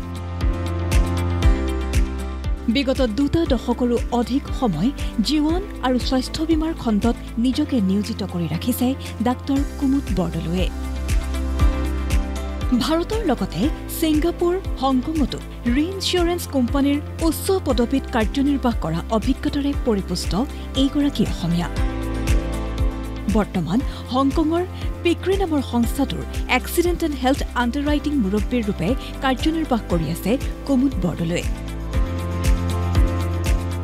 Risk analytics আৰু ডাটা মডেলিঙৰ ক্ষেত্ৰত পৰৱৰ্তী প্ৰজন্মৰ সহায়ক হোৱাকৈ কৰ্তব্য সম্পাদন কৰি আছে ডাক্তৰ কুমুদ বৰদলৈয়ে। মধ্যবিত্ত শ্ৰেণীৰ জীৱনৰ সুৰক্ষাৰ বাবেও দায়বদ্ধ এইগৰাকী অসমীয়া। কেৱল চিকিৎসা বিজ্ঞানতে নহয়, বিজনেছ এডমিনিষ্ট্ৰেশ্যন ইন বিজনেছ ষ্ট্ৰেটেজিত স্নাতকোত্তৰ ডিগ্ৰীও গ্ৰহণ কৰিছিল ডাক্তৰ বৰদলৈয়ে। ষ্ট্ৰেট টাইট বিজনেছ স্কুল গ্লাছগোত অধ্যয়ন কৰি এই ডিগ্ৰী লাভ কৰিছিল কুমুদ বৰদলৈয়ে। জীৱন আৰু স্বাস্থ্য বীমাৰ বিভিন্ন বৈশিষ্ট্য আৰু পদ্ধতিসমূহৰ বিকাশত ওতঃপ্ৰোতভাৱে জড়িত হৈ সেৱা আগবঢ়াই আহিছে কুমুদ বৰদলৈয়ে। এই ক্ষেত্ৰত তেওঁ ছিংগাপুৰ আৰু মালয়েছিয়াৰ নিয়ন্ত্ৰকসকলৰ সৈতে ঘনিষ্ঠভাৱে কাম কৰি গৈছে। ডিজিটেল আৰু ডাটা ইনচাইট মডেলিঙৰ ক্ষেত্ৰতো ফলপ্ৰসূভাৱে কাম কৰি সফলতাৰ মুখ দেখিছে এইগৰাকী অসমীয়াই। অসমতে প্ৰাৰম্ভিক শিক্ষা তথা অসম চিকিৎসা মহাবিদ্যালয়ৰ পৰা স্নাতক ডিগ্ৰী লাভ কৰি পৰৱৰ্তী সময়ত বিদেশৰ মাটিতো নিজকে কৰ্মোদ্যমী হিচাপে প্ৰতিষ্ঠা কৰা ডাক্তৰ কুমুদ বৰদলৈ প্ৰকৃততে এগৰাকী অসম আৰু অসমীয়াৰ বাবে গৌৰৱ। স্বাধীন প্ৰতিদিন গোষ্ঠীয়ে 2024 বৰ্ষৰ এচিভাৰ এৱাৰ্ডত ডাক্তৰ কুমুদ বৰদলৈলৈ আগবঢ়াইছে এক্সেলেন্স ইন কৰ্পোৰেট সন্মান। মই মাননীয় কেন্দ্ৰীয় মন্ত্ৰী শ্ৰীযুত সৰ্বানন্দ সোণোৱাল ডাঙৰীয়াক ডক্টৰ কুমুদ বৰদলৈ ডাঙৰীয়াক বঁটাটি প্ৰদান কৰিবলৈ অনুৰোধ জনাইছোঁ। এয়া আমাৰ মাজত ডক্টৰ কুমুদ বৰদলৈ ডাঙৰীয়া।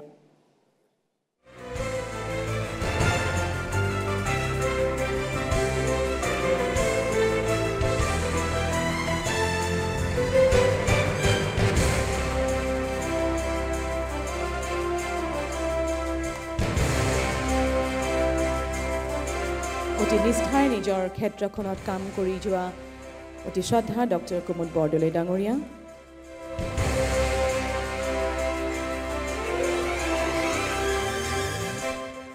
এইবাৰ আমি আগবঢ়াবলৈ লৈছোঁ এক্সেলেন্স ইন ছ'চিয়েল ছাৰ্ভিচ সন্মান আৰু এই বঁটা লাভ কৰিছে সমাজ আৰু মানৱ সেৱাৰ নামত নিজৰ জীৱন উৎসৰ্গা কৰা এগৰাকী সাহসী মহিলা Hasina খাৰবিহে।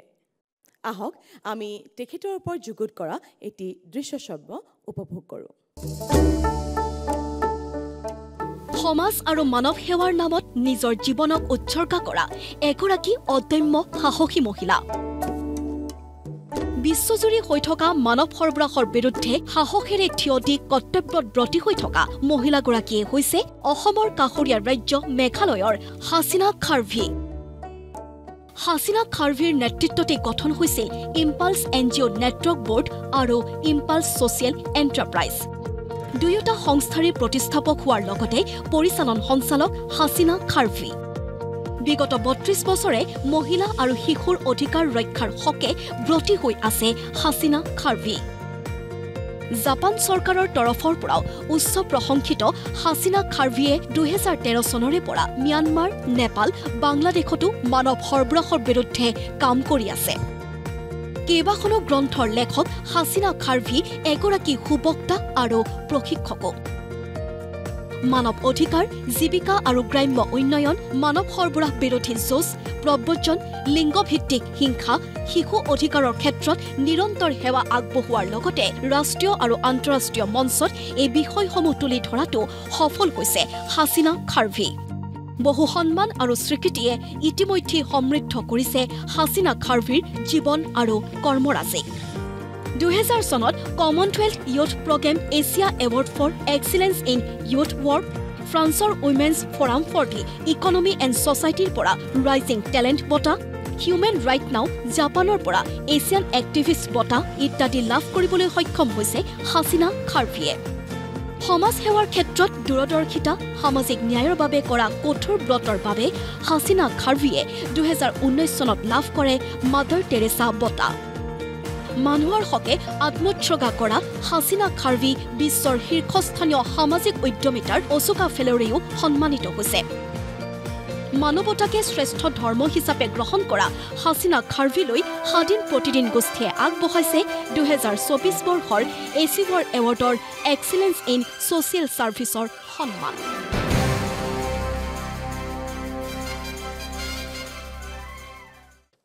I welcome onto stage Noble Lady from Meghalaya, Srimati Hasina Karbi.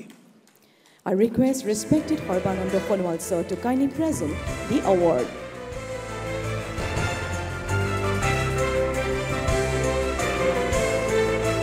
We are really happy and fortunate to have you with us today. Thank you so much.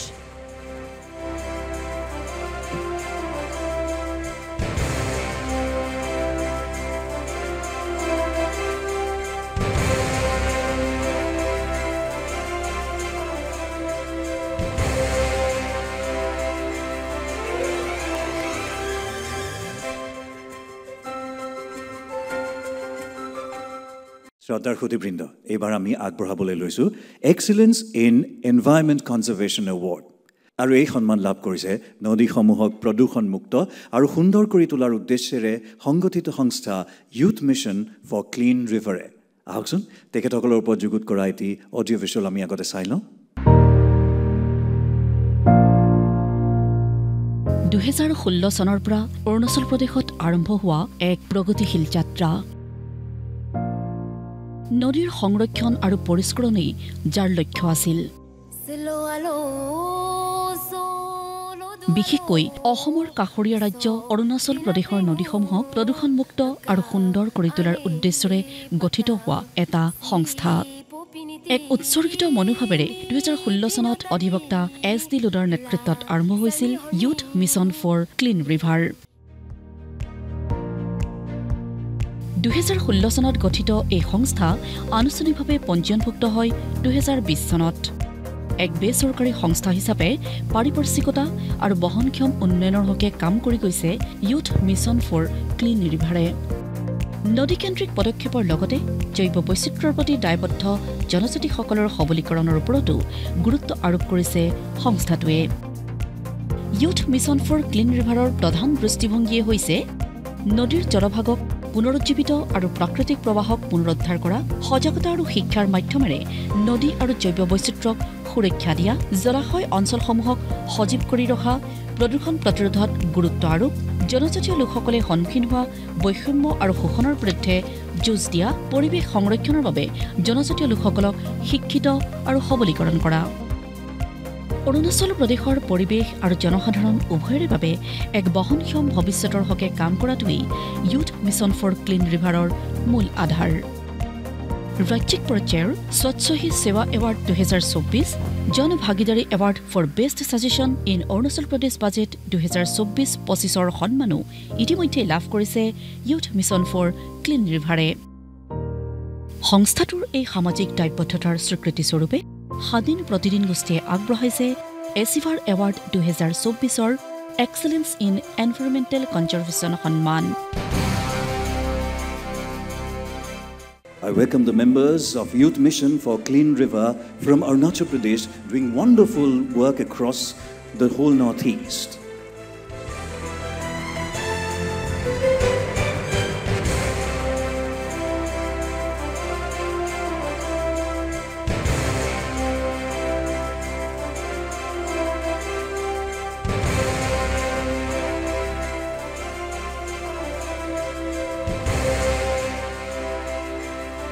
সম্বৰ্ধনা জনাইছে আমাৰ মাননীয় মুখ্য অতিথিয়ে ইউথ মিছন ফৰ ক্লিন ৰিভাৰৰ সকলো সজাগ সদস্যক।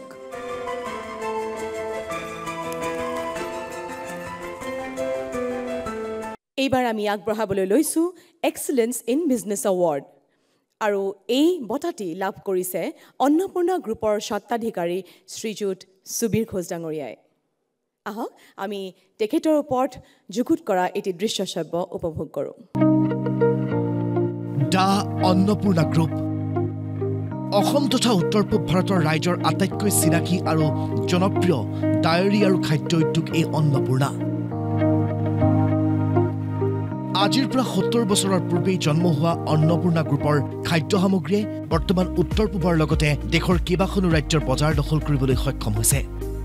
আৰম্ভণিতে এই উদ্যোগ আজিৰ দৰে বহল পৰিসৰৰ নাছিল, কিন্তু অন্নপূৰ্ণা গ্ৰুপৰ জন্মদাতা স্বৰ্গীয় গৌৰাংগ চন্দ্ৰ ঘোষৰ সুপুত্ৰ সুবীৰ ঘোষে পিতৃৰ মৃত্যুৰ পিছত এই গ্ৰুপৰ পৰিচালন সঞ্চালকৰ দায়িত্ব লোৱাৰ পিছৰে পৰা অতি দ্ৰুতগতিৰে উত্তৰণ ঘটিছে উদ্যোগটোৰ। সফলতা আৰু অসাধাৰণ সাফল্যৰ প্ৰামাণিক ট্ৰেক ৰেকৰ্ডৰ সৈতে এই গ্ৰুপক সন্মুখৰ পৰা নেতৃত্ব দিয়া আহিছে সুবীৰ ঘোষে, যাৰ বাবেই একাধিক খণ্ডত বহুতো শক্তিশালী ব্ৰেণ্ড গঢ়ি তুলিবলৈ সক্ষম হৈছে এই অন্নপূৰ্ণা গ্ৰুপে। গুৱাহাটী বিশ্ববিদ্যালয়ৰ বিজ্ঞানৰ স্নাতক সুবীৰ ঘোষে অন্নপূৰ্ণা গ্ৰুপক এক সফল কৰ্পৰেট সংস্থালৈ ৰূপান্তৰিত কৰিবলৈ সক্ষম হৈছে। তেখেতৰ দূৰদৰ্শী নেতৃত্বত যোৱা 10টা বছৰত অন্নপূৰ্ণা গ্ৰুপে নিৰন্তৰভাৱে 15ৰ পৰা 20% YOY বিকাশ ঘটাবলৈ সক্ষম হৈছে।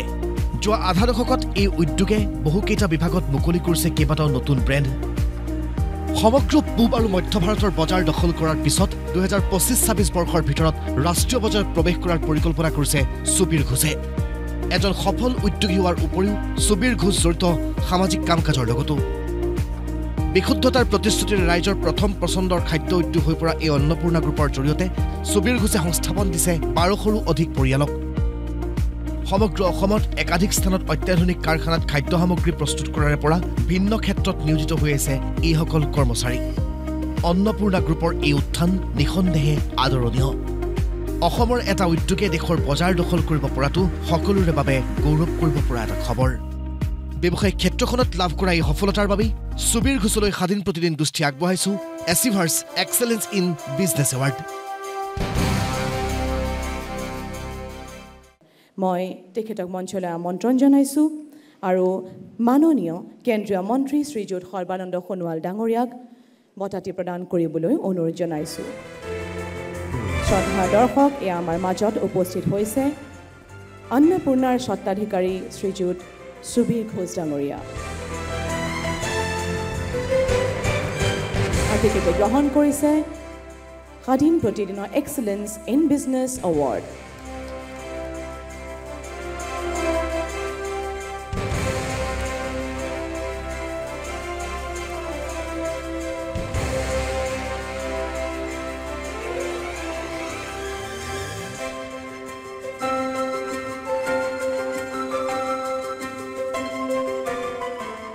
এইবাৰ আমি আগবঢ়াবলৈ লৈছোঁ excellence in health care award আৰু চলিত বৰ্ষৰ এই বঁটা প্ৰখ্যাত শল্য চিকিৎসক ডাক্তৰ সৰ্বেশ্বৰ ভূঞালৈ আগবঢ়োৱা হৈছে।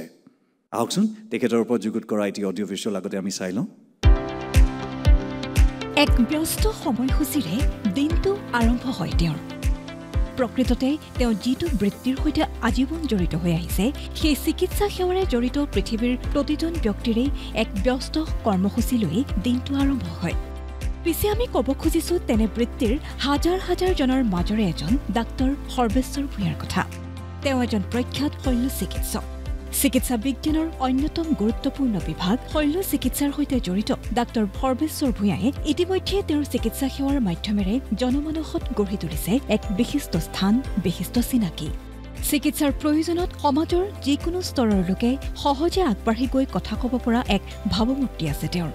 আন কথাত সকলো লোকে সহজে ঢুকি পাব পৰা অৱস্থানত থাকিয়ে তেওঁ আগবঢ়াই আহিছে চিকিৎসা সেৱা।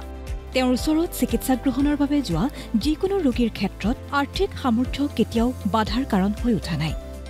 এইগৰাকী বিশিষ্ট চিকিৎসক সৰ্বেশ্বৰ ভূঞাৰ জন্ম 1958 চনত বৰ্তমান শিৱসাগৰ জিলাৰ বকতা পুৰণা নাথ গাঁৱত। বকতা নেমুগুৰি উচ্চতৰ মাধ্যমিক বিদ্যালয়ৰ পৰা মেট্ৰিক উত্তীৰ্ণ হোৱাৰ পিছত যোৰহাটৰ জগন্নাথ বৰুৱা মহাবিদ্যালয়ৰ পৰা বিজ্ঞান শাখাত প্ৰাক স্নাতক উত্তীৰ্ণ হয়। সেই পৰীক্ষাত অসমৰ ভিতৰতে লাভ কৰিছিল ৫ম স্থান। 1976 চনত ডিব্ৰুগড়ৰ অসম চিকিৎসা মহাবিদ্যালয়ত নামভৰ্তি কৰে। 1986 চনত শল্য চিকিৎসাত স্নাতকোত্তৰ উত্তীৰ্ণ হয়। 1991 চনত তেওঁ যোগদান কৰে অসম চিকিৎসা মহাবিদ্যালয়ত। তেতিয়াৰে পৰা এতিয়ালৈ অসম চিকিৎসা মহাবিদ্যালয়ত শল্য চিকিৎসা বিজ্ঞান বিভাগত জ্যেষ্ঠ অধ্যাপক ৰূপে কাৰ্যনিৰ্বাহ কৰি আছে। চিকিৎসা সেৱালৈ আগবঢ়োৱা অনবদ্য সেৱাৰ বাবে এইগৰাকী বৰেণ্য চিকিৎসকলৈ আগবঢ়োৱা হৈছে স্বাধীন প্ৰতিদিন গোষ্ঠীৰ চলিত বৰ্ষৰ achievers Excellence in health care সন্মান।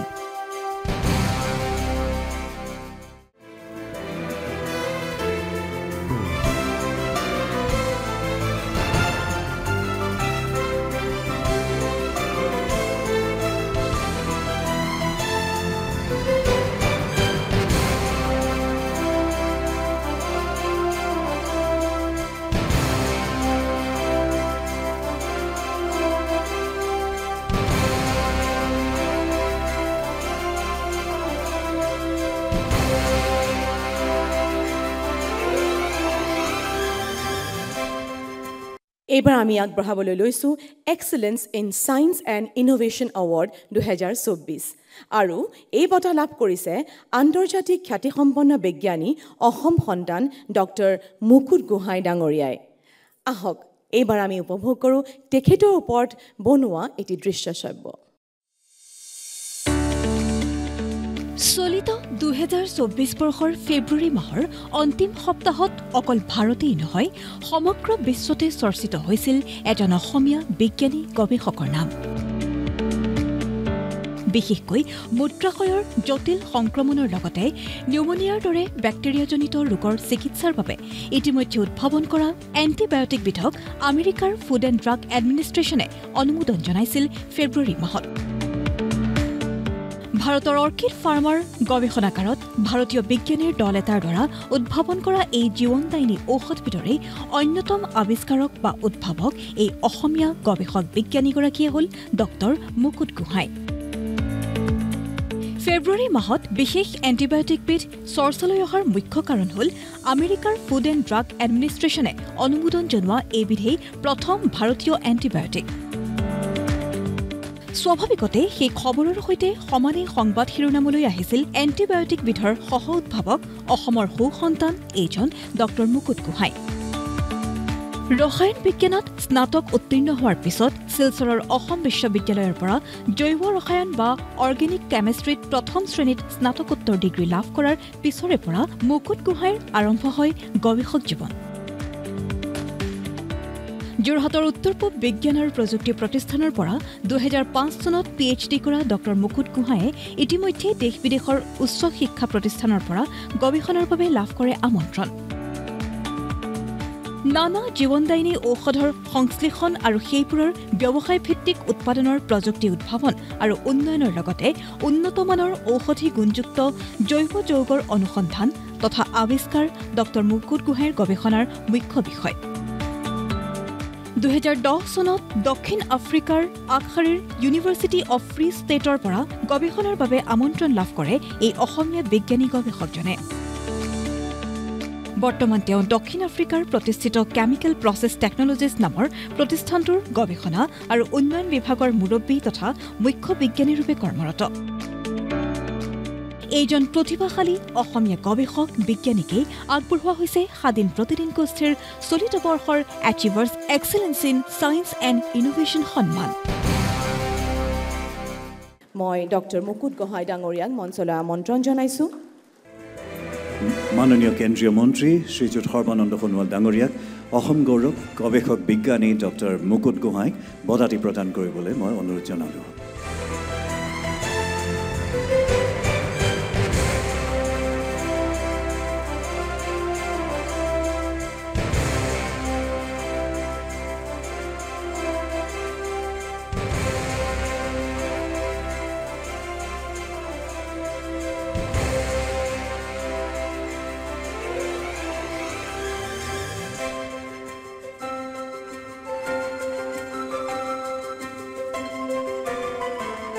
এইবাৰ আমি প্ৰদান কৰিবলৈ লৈছোঁ এচিভা মিউজিক এৱাৰ্ড আৰু এই বঁটা লাভ কৰিছে বিশিষ্ট সংগীত শিল্পী সুৰকাৰ গীতিকাৰ গীটাৰ বাদক আকাশবাণী ডিব্ৰুগড় কেন্দ্ৰৰ অৱসৰপ্ৰাপ্ত বিষয়া সৈয়দ সাদুল্লাই আহকচোন সৈয়দ সাদুল্লাৰ ওপৰত যুগুত কৰা এই অডিঅ' ভিজুৱেলটো আমি চাই লওঁ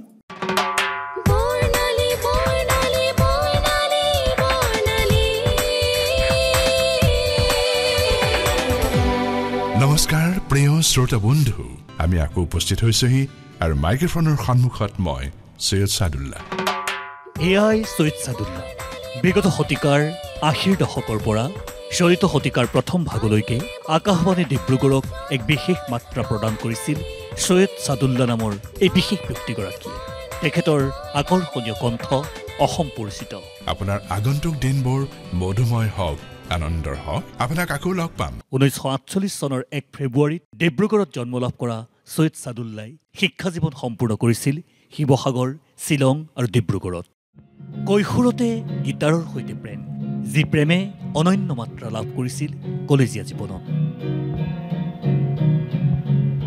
সংগী আছিল বিজু ফুকন ৰাজেন গোহাঁই হেমন্ত দত্তৰ দৰে বিৰল ব্যতিক্ৰম তেতিয়াই জন্ম লাভ কৰিছিল জনপ্ৰিয় বাদ্যযন্ত্ৰী গ্ৰুপ দ্য কুইভাৰ্ছে 1975 চনত আকাশবাণী ডিব্ৰুগড়ৰ ষ্টাফ আৰ্টিষ্ট হিচাপে যোগদান কৰে সৈয়দ সাদুল্লাই 2008 চনত অৱসৰ লোৱাৰ আগলৈকে একাধাৰে ঘোষক গীটাৰ বাদক সুৰকাৰ গীতিকাৰ নাট্যকাৰ নাট্য প্ৰযোজক আৰু অভিনেতা হিচাপে কাম কৰি গ'ল নিৰবিচ্ছিন্নভাৱে সৰ্বভাৰতীয় পৰ্যায়ত সমাদৃত পুৰস্কৃত সৈয়দ সাদুল্লাৰ গীত নাট আলক্ষ্য 180টাৰো অধিক গীতৰ সুৰকাৰ সৈয়দ সাদুল্লাহ বহু জনপ্ৰিয় গীতৰ স্ৰষ্টা সৈয়দ সাদুল্লাহ দূৰদৰ্শন ডিস্কভাৰী নেশ্যনেল জিঅ'গ্ৰাফিক আদি চেনেলৰ শতাধিক তথ্যচিত্ৰৰ আৱহ কণ্ঠৰ গৰাকী সৈয়দ সাদুল্লাহ নিজৰ সৃষ্টিৰ বাবে 2021 বৰ্ষৰ অসম চৰকাৰৰ আহমদ আলী বাছকান্তি বঁটা প্ৰাপক সৈয়দ সাদুল্লাহ এনেবোৰ সৃষ্টি আৰু উল্লেখনীয় কৰ্মৰ বাবে 2021 বৰ্ষৰ অসম চৰকাৰৰ আহমদ আলী বাছকান্তি বঁটা প্ৰাপক সৈয়দ সাদুল্লাহ বহুমুখী প্ৰতিভাৰ আকৰ এইগৰাকী শিল্পীলৈ স্বাধীন প্ৰতিদিন গোষ্ঠীয়ে আগবঢ়াইছে চলিত বৰ্ষৰ এক্সেলেন্স ইন মিউজিক এৱাৰ্ড সন্মান মই মাননীয় কেন্দ্ৰীয় মন্ত্ৰী শ্ৰীযুত সৰ্বানন্দ সোণোৱাল ডাঙৰীয়াক আমাৰ বিশিষ্ট সংগীত শিল্পী সৈয়দ ছাদুল্লাহ ডাঙৰীয়াক বঁটাটি প্ৰদান কৰিবলৈ অনুৰোধ জনাইছোঁ আমাৰ অতি শ্ৰদ্ধাৰ আৰু মৰমৰ সৈয়দ ছাদুল্লাহ ডাঙৰীয়া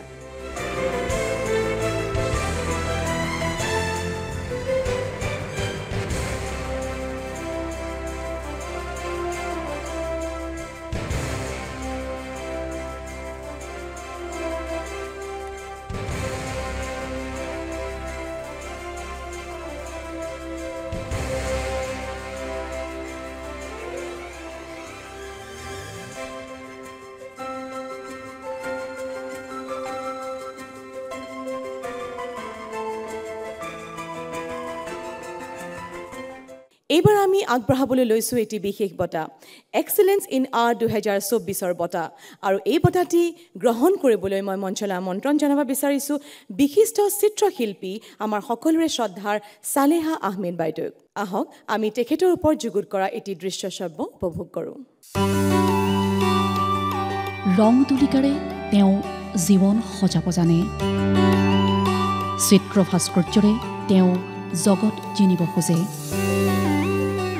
একাগ্ৰতা আৰু অধ্যৱসায়েৰে চিত্ৰ আৰু ভাস্কৰ্য শিল্পৰ জগতখনত সুকীয়া পৰিচয় কৰিবলৈ সক্ষম হোৱা এই শিল্পী সত্তাৰ নাম সালেহা আহমেদ শান্তি নিকেতনত ভাস্কৰ্য কলাৰ শিক্ষা গ্ৰহণ কৰা উত্তৰ পূব ভাৰতৰ প্ৰথমগৰাকী মহিলা সালেহা আহমেদ 1947 চনৰ 3 মাৰ্চত সাংস্কৃতিক ৰাজধানী যোৰহাটত জন্মগ্ৰহণ কৰিছিল সালেহা আহমেদে মিজোৰামৰ কনভেণ্ট স্কুলত শিক্ষা জীৱনৰ পাতনি মেলা সালেহা আহমেদে পৰৱৰ্তী সময়ত শিক্ষা গ্ৰহণ কৰিছিল তেজপুৰত কটোৱা সময়ছোৱাতেই শিল্প সাধনাৰ প্ৰতি আকৰ্ষিত হোৱা সালেহা আহমেদে শিকিছিল ছবি আঁকিবলৈ সেই সময়ৰ ৰক্ষণশীল মুছলমান পৰিয়ালৰ জীয়ৰী হৈও নিজৰ দৃঢ়তা আৰু পিতৃৰ অনুপ্ৰেৰণাতেই শান্তি নিকেতনত 5 বছৰীয়া পাঠ্যক্ৰম সম্পূৰ্ণ কৰিছিল এইগৰাকী সালেহা আহমেদে চিত্ৰ আৰু ভাস্কৰ্য শিল্পৰ সাধনাতেই আজীৱন ব্ৰতী হৈ ৰোৱা সালেহা আহমেদ সন্মানিত হৈছে বহু উল্লেখযোগ্য বঁটা আৰু সন্মানেৰে 2013 চনত ৰাজ্য চৰকাৰৰ বিষ্ণু ৰাভা বঁটা 2019 চনত শিল্পী প্ৰণৱ বৰুৱা বঁটা আৰু 2020 চনত নতুন দিল্লীৰ All India Fine Art and Craft ছ'চাইটিৰ আঞ্চলিক পুৰস্কাৰেৰে সন্মানিত হৈছে এইগৰাকী বিশিষ্ট শিল্পী তেওঁ লাভ কৰিছে অসম চৰকাৰৰ শিল্পী পেঞ্চনো মূলতঃ ভাস্কৰ্য শিল্পী হোৱা বাবেই হয়তো তেখেতৰ চিত্ৰসমূহ প্ৰধানকৈ বিমূৰ্ত ৰূপৰ তৈল এক্ৰিলিক আৰু পানী ৰঙৰ মাধ্যমত চিত্ৰ অংকন কৰা যশস্বী শিল্পী সালেহা আহমেদৰ নিৰ্বাচিত চিত্ৰসমূহৰ এক বিশেষ সংকলন ইণ্ডিভিজুৱেল ৰিডম ইতিমধ্যে প্ৰকাশ পাইছে এইগৰাকী স্বনামধন্য শিল্পীলৈ স্বাধীন প্ৰতিদিন গোষ্ঠীয়ে আগবঢ়াইছে চলিত বৰ্ষৰ এচিভাৰ্ছ এক্সেলেন্স ইন আৰ্ট সন্মান এয়া আমাৰ মাজত শ্ৰীযুতা সালেহা আহমেদ ডাঙৰীয়ানী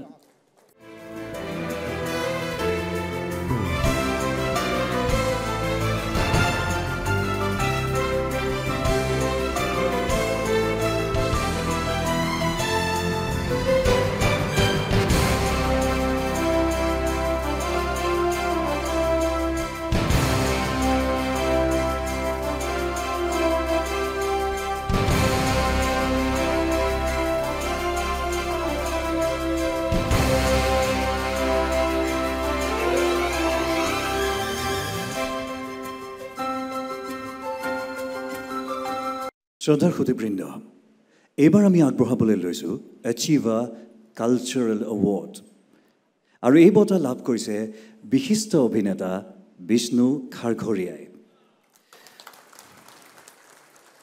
বিষ্ণু খাৰঘৰীয়া নামেই যাৰ পৰিচয় অনবদ্য আৰু মন পৰশা অভিনয়েৰে অসমবাসীৰ মন মগজু পুলকিত কৰা অভিনেতাসকলৰ ভিতৰত বিষ্ণু খাৰঘৰীয়া প্ৰাতঃস্মৰণীয় 10 বছৰ বয়সতে অভিনয় যাত্ৰা আৰম্ভ কৰা বিষ্ণু খাৰঘৰীয়াই আজি 4 বছৰ গৰকাৰ পিছতো মঞ্চ আৰু পৰ্দাৰ বাবে চিৰ তৰুণ আৰু কালজয়ী অভিনেতা 1971 চনৰ পৰা বৰ্তমানলৈকে মুঠ 61খন চিনেমাত অভিনয় কৰিছে বিষ্ণু খাৰঘৰীয়াই বিষ্ণু খাৰঘৰীয়াৰ অভিনয়ৰ মানে নাট্যপ্ৰেমীৰ বাবে নতুন শৈলী আৰু স্বাভাৱিক অভিনয়ৰ আকৰ কোনো পাহৰিব নোৱাৰে সাগৰলৈ বহু দূৰৰ সেই পোৱালৰূপী সেইজন বিষ্ণু খাৰগৰীয়াক সমান্তৰালভাৱে কোনো অস্বীকাৰ কৰিব নোৱাৰে হাস্যৰসেৰে দৰ্শকৰ মন মগজু উদ্বেলিত কৰা একেজন বিষ্ণু খাৰগৰীয়াক কোনো পাহৰিব নোৱাৰে কেতিয়াবা খলনায়কৰ ৰূপতো নিজকে উজ্জীৱিত কৰা বিষ্ণু খাৰগৰীয়াক অসমীয়া অভিনয় জগতৰ জীৱন্ত কিংবদন্তি বিষ্ণু খাৰগৰীয়ালৈ আগবঢ়োৱা হৈছে চলিত বৰ্ষৰ স্বাধীন প্ৰতিদিন গোষ্ঠীৰ achiever excellence in culture award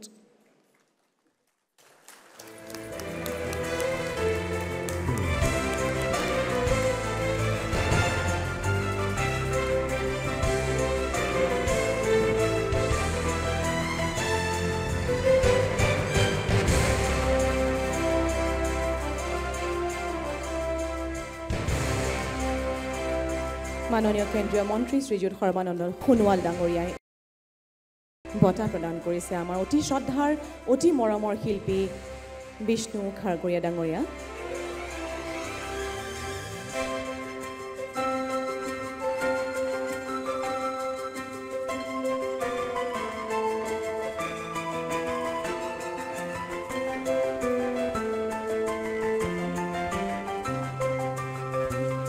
এইবাৰ আমি আগবঢ়াবলৈ লৈছোঁ চলিত বৰ্ষৰ স্বাধীন বঁটা আৰু এই বঁটাটি আগবঢ়োৱা হৈছে আমাৰ সকলোৰে শ্ৰদ্ধাৰ বিশিষ্ট সাংবাদিক বুদ্ধিজীৱী শ্ৰীযুত হাইদৰ হুছেইন ডাঙৰীয়ালৈ আহক প্ৰথমে আমি এটি দৃশ্যশ্ৰব্য উপভোগ কৰোঁ তেখেতৰ ওপৰত যুগুত কৰা এক সদা হাস্যময় ৰূপেৰে বুদ্ধিদীপ্ত ভাৱ বিৰাজমান তেওঁৰ মুখমণ্ডলত অথচ বুদ্ধিজীৱী বোলা অভিজাতৰ পৰাও শতযোজন দূৰত তেওঁৰ অৱস্থান নিজকে কেতিয়াও বিশিষ্ট বুলি ক'ব নোখোজা বিশিষ্টতাৰ অধিকাৰী এইজন ব্যক্তিয়ে হ'ল হাইদৰ হুছেইন ৰাজ্যৰ তথা দেশৰ যিকোনো ৰাজনৈতিক আৰু সামাজিক বিষয়ৰ প্ৰবন্ধ নিবন্ধ ৰচনাৰে যোৱা ৫ দশকৰো অধিক কাল অসমৰ সৰ্বস্তৰৰ পাঠক সমাজৰ তেনেই ওচৰ চিনাকি হৈ পৰা এইজন হাইদৰ হুছেইনৰ জন্ম 1945 চনৰ 4 ফেব্ৰুৱাৰীত বৰ্তমানৰ নলবাৰী জিলাৰ ওপৰ বৰভাগ মৌজাৰ বৰিদতৰা গাঁৱত কঠোৰা প্ৰাথমিক বিদ্যালয় আৰু বৰভাগৰ কালাগ হাইস্কুলত গ্ৰহণ কৰে স্কুলীয়া শিক্ষা নলবাৰী মহাবিদ্যালয়ৰ পৰা প্ৰাক স্নাতক উত্তীৰ্ণ হোৱাৰ পিছত গুৱাহাটীৰ বি বৰুৱা মহাবিদ্যালয়ৰ পৰা উত্তীৰ্ণ হয় স্নাতক তাৰ পিছত গুৱাহাটী বিশ্ববিদ্যালয়ৰ অধীনৰ BRM আইন মহাবিদ্যালয়ৰ পৰা আইনৰ স্নাতক ডিগ্ৰীও লাভ কৰে ছাত্ৰাৱস্থাৰ পৰাই সাংবাদিকতাত আকৃষ্ট হুছেইনে অধ্যাপক শম্ভু চক্ৰৱৰ্তীৰ সম্পাদনাত প্ৰকাশিত নতুন প্ৰভাত নামৰ সাপ্তাহিক কাকতখনত মাথো লিখাই নহয় চাইকেল চলাই গাঁৱে গাঁৱে সেইখন বিক্ৰীও কৰি ফুৰিছিল সেয়াই আৰম্ভণি তাৰ পিছৰে পৰা যোৱা দীৰ্ঘদিনেই অসমৰ প্ৰতিষ্ঠিত প্ৰায় সকলো কাকত আলোচনীত ৰাজনৈতিক আৰু সমসাময়িক ঘটনাৱলীক লৈ বিভিন্ন লেখা লিখি আহিছে প্ৰয়াত তিলক হাজৰিকা সম্পাদিত অসমবাণীত তেওঁ আছিল নিয়মীয়া নিবন্ধকাৰ 1989 চনৰ জন্মলগ্নৰে পৰা জনপ্ৰিয় সাপ্তাহিক স্বাধীন কাকতখনতো নিয়মীয়া লেখক সাংবাদিক ৰূপে জড়িত আছিল তেওঁ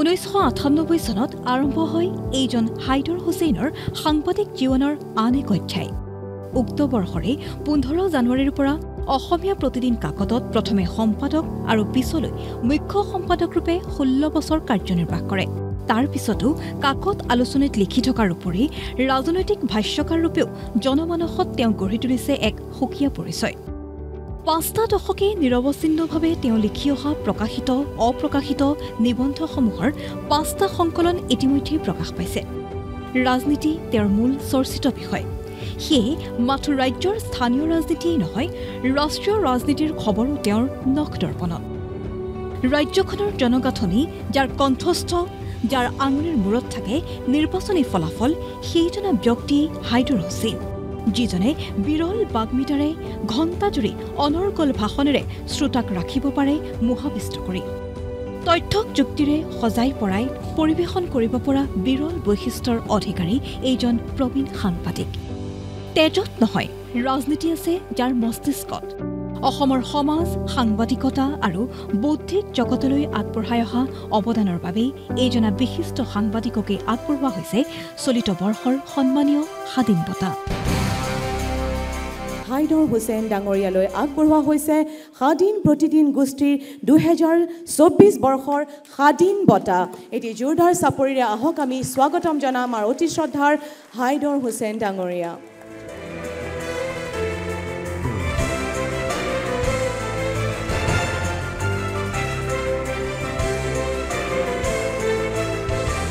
যাক আমি মৰমতে মাতো হাইদৰ কা এই বঁটাত আছে এখন মানপত্ৰ এখন চেলেং এখন ফুলাম গামোচা এখন এৰী চাদৰ এটা স্মাৰক এখন হেমকোষ আৰু 55,555 টকাৰ এখন চেক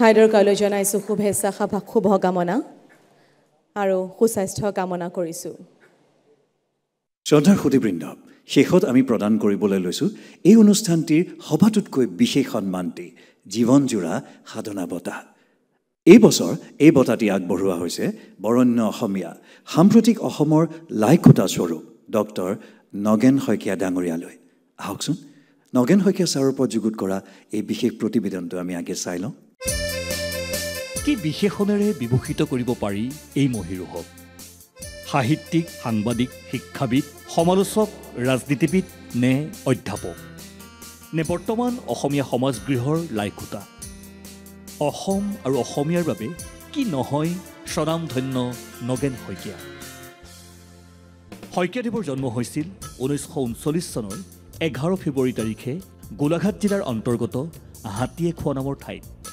গাঁৱতে প্ৰাথমিক শিক্ষা সম্পন্ন কৰাৰ অন্তত গোলাঘাটৰ ঢেকিয়াল হাইস্কুলৰ পৰা প্ৰৱেশিকা পৰীক্ষাত উত্তীৰ্ণ হৈ 1961 চনত দেৱৰাজ ৰায় মহাবিদ্যালয়ৰ পৰা স্নাতক ডিগ্ৰী লাভ কৰে শইকীয়া ডাঙৰীয়াই 1964 চনত প্ৰাইভেটকৈ স্নাতকোত্তৰ ডিগ্ৰী গ্ৰহণ কৰা শইকীয়াদেৱে 1971 চনত অধ্যাপনা আৰম্ভ কৰে ডিব্ৰুগড় বিশ্ববিদ্যালয়ত আৰু 2003 চনত বিশ্ববিদ্যালয়খনৰ অসমীয়া বিভাগৰ সাহিত্যৰথী লক্ষ্মীনাথ বেজবৰুৱা আসনৰ প্ৰাধ্যাপক ৰূপে অৱসৰ গ্ৰহণ কৰে শিক্ষকতা কৰি থকা কালছোৱাতেই শইকীয়াদেৱে ৰাষ্ট্ৰীয় আৰু আন্তঃৰাষ্ট্ৰীয় পৰ্যায়ৰ বিভিন্ন গৱেষণা পত্ৰিকাত মৌলিক চিন্তাপ্ৰসূত বিভিন্ন গৱেষণা পত্ৰ প্ৰকাশ কৰাৰ লগতে 20ৰো অধিক গৱেষণামূলক গ্ৰন্থ লিখি অসমৰ বিদ্যায়তনিক ক্ষেত্ৰখনলৈ এক লেখৰ বৰঙণি আগবঢ়াই থৈ গৈছে তদুপৰি অসমত তুলনামূলক সাহিত্যক বিদ্যায়তনিক পাঠ্যক্ৰম হিচাপে ডক্টৰ শইকীয়াই প্ৰতিষ্ঠা কৰে তেখেতৰ তত্ত্বাৱধানত 20 গৰাকী গৱেষকে অসমৰ সমাজ সংস্কৃতি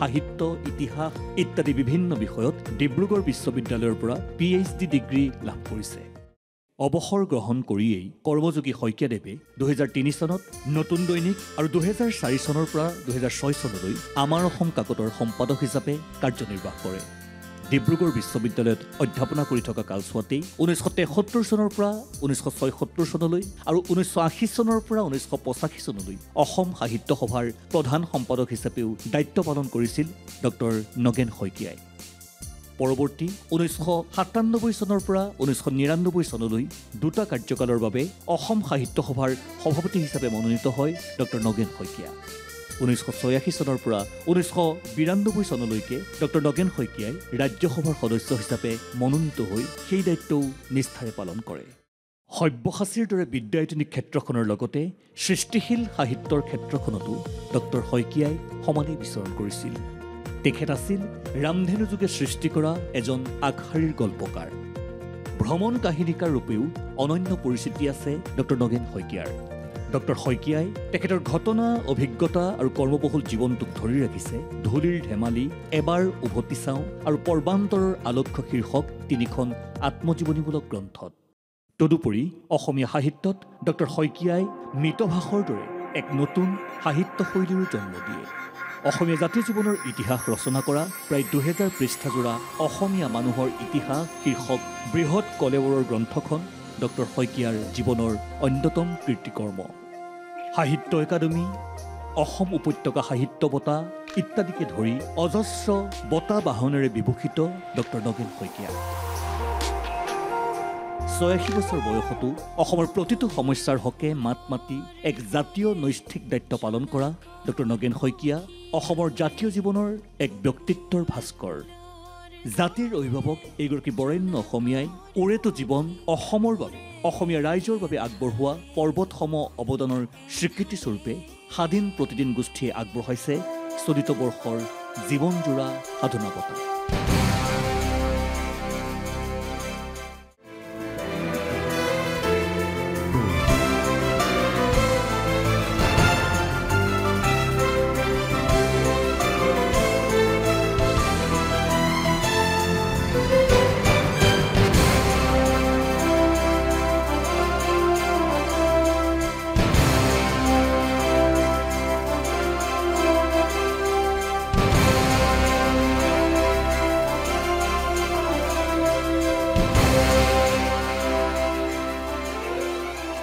আমি সন্মান জনাইছোঁ, শ্ৰদ্ধা জনাইছোঁ আৰু এই বঁটাত থাকিব এখনি মানপত্ৰ, এখন চেলেং, এখনি ফুলাম গামোচা, এখন এৰী চাদৰ, এটি স্মাৰক, এখন হেমকো আৰু 1,11,111 টকাৰ এখন চেক।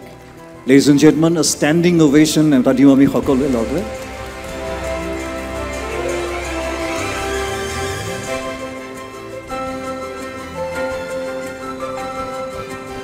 এই সুন্দৰ মুহূৰ্তত মই ছাৰক দুআষাৰ ক'বলৈ অনুৰোধ জনাইছোঁ।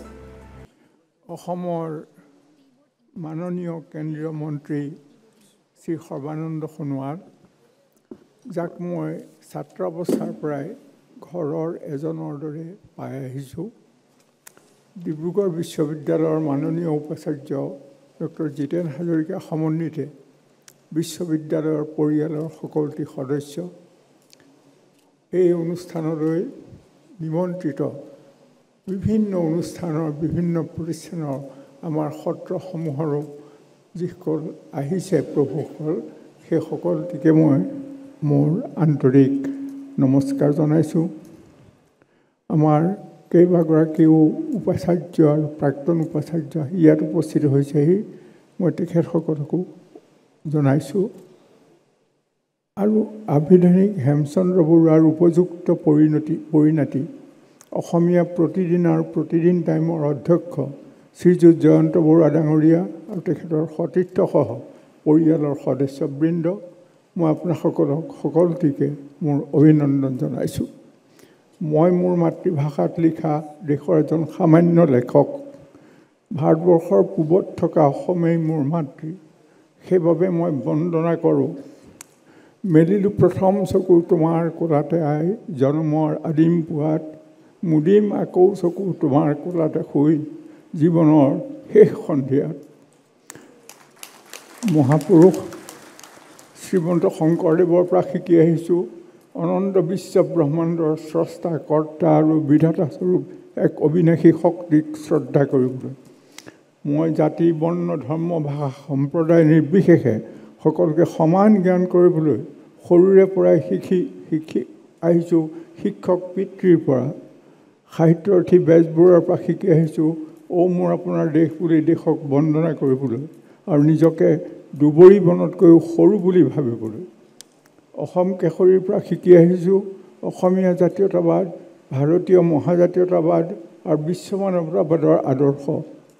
জ্যোতিপ্ৰসাদৰ পৰা শিকি আহিছোঁ সুন্দৰৰ আৰাধনা জীৱনৰ খেল বুলি ভাবিবলৈ আৰু জাতিৰ পিতা মহাত্মা গান্ধীৰ পৰা শিকি আহিছোঁ India is one in many and many in one বুলি ভাবিবলৈ। এই ভাৰতবৰ্ষ মোৰ ক্ষুদ্ৰত্ব স্বত্তেও আভিধানিক হেমচন্দ্ৰ বৰুৱাৰ আসাম নিউজৰ আদৰ্শেৰে পৰিচালিত হৈ অহা প্ৰতিদিন টাইম আৰু অসমীয়া প্ৰতিদিনৰ পৰিয়ালটিয়ে প্ৰদান কৰা এই বঁটা মই আনন্দেৰে শিৰ পাতি গ্ৰহণ কৰিলোঁ। আপোনাসকল সকলোকে মোৰ আন্তৰিক শ্ৰদ্ধা জনালোঁ। নমস্কাৰ।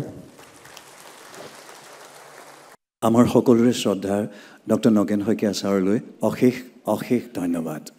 শ্ৰদ্ধা সুধীবৃন্দ, এই মুহূৰ্তত আমি ভাষণ ৰাখিবলৈ অনুৰোধ জনাইছোঁ আজিৰ অনুষ্ঠানৰ মুখ্য অতিথি কেন্দ্ৰীয় জাহাজ বন্দৰ জল পৰিবহণ মন্ত্ৰী আমাৰ সকলোৰে অতি শ্ৰদ্ধাৰ আৰু মৰমৰ শ্ৰীযুত সৰ্বানন্দ সোণোৱাল ডাঙৰীয়াক। স্বাধীন প্ৰতিদিন গোষ্ঠীয়ে আয়োজন কৰা আজি এচিভাৰ এৱাৰ্ডৰ প্ৰধান উদ্যোক্তা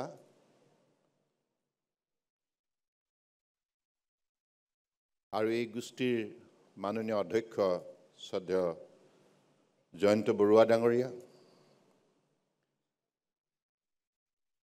বিশিষ্ট অতিথি ডিব্ৰুগড় বিশ্ববিদ্যালয়ৰ মাননীয় উপাচাৰ্য ডক্টৰ জিতেন হাজৰিকা ডাঙৰীয়া, আজি সভাত উপস্থিত থকা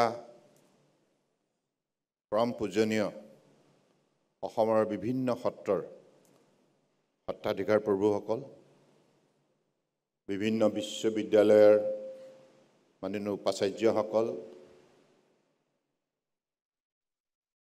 বিভিন্ন মহাবিদ্যালয়ৰ মাননীয় অধ্যক্ষসকল আৰু আজি সভাত এচিভাৰ এৱাৰ্ডৰ যোগেদি বিভিন্নগৰাকীক বিভিন্ন কৰ্মপথাৰত তেখেতসকলে আগবঢ়োৱা উল্লেখযোগ্য অৱদানৰ বাবে সন্মান জনোৱা বিশিষ্ট আমন্ত্ৰিত অতিথিসকল, উপস্থিত আমাৰ অসম চৰকাৰৰ মাননীয় মন্ত্ৰী বিমল বৰা ডাঙৰীয়া, প্ৰাক্তন মন্ত্ৰী সঞ্জয় কিষাণ ডাঙৰীয়াৰ লগতে সভাত উপস্থিত থকা বিভিন্ন ৰাজনৈতিক দলৰ মাননীয় বিশিষ্ট বিষয়ববীয়াসকল আৰু অসম চৰকাৰৰ মাননীয় বিষয়া কৰ্মচাৰীসকল, ডিব্ৰুগড় বিশ্ববিদ্যালয়ৰ মাননীয় বিশিষ্ট অধ্যাপক অধ্যাপিকাসকল, শিক্ষক শিক্ষয়িত্ৰীসকল, গৱেষকসকল আৰু উপস্থিত ছাত্ৰ ছাত্ৰীসকল, জয় জয়তী আজি সুভাষখনত সমবেত হোৱা আপোনালোক সকলোৰে প্ৰতি মই মোৰ গভীৰ শ্ৰদ্ধা জ্ঞাপন কৰিছোঁ। স্বাধীন প্ৰতিদিন গোষ্ঠীৰ কথা আমি সকলোৱে জানো, প্ৰতিগৰাকী অসমীয়াই ভালদৰে জানে যে সংবাদ গোষ্ঠীয়ে নিৰ্ভীকতাৰে, একাগ্ৰতাৰে, দৃঢ়তাৰে জনতাৰ কণ্ঠস্বৰ প্ৰতিনিধিত্ব কৰে।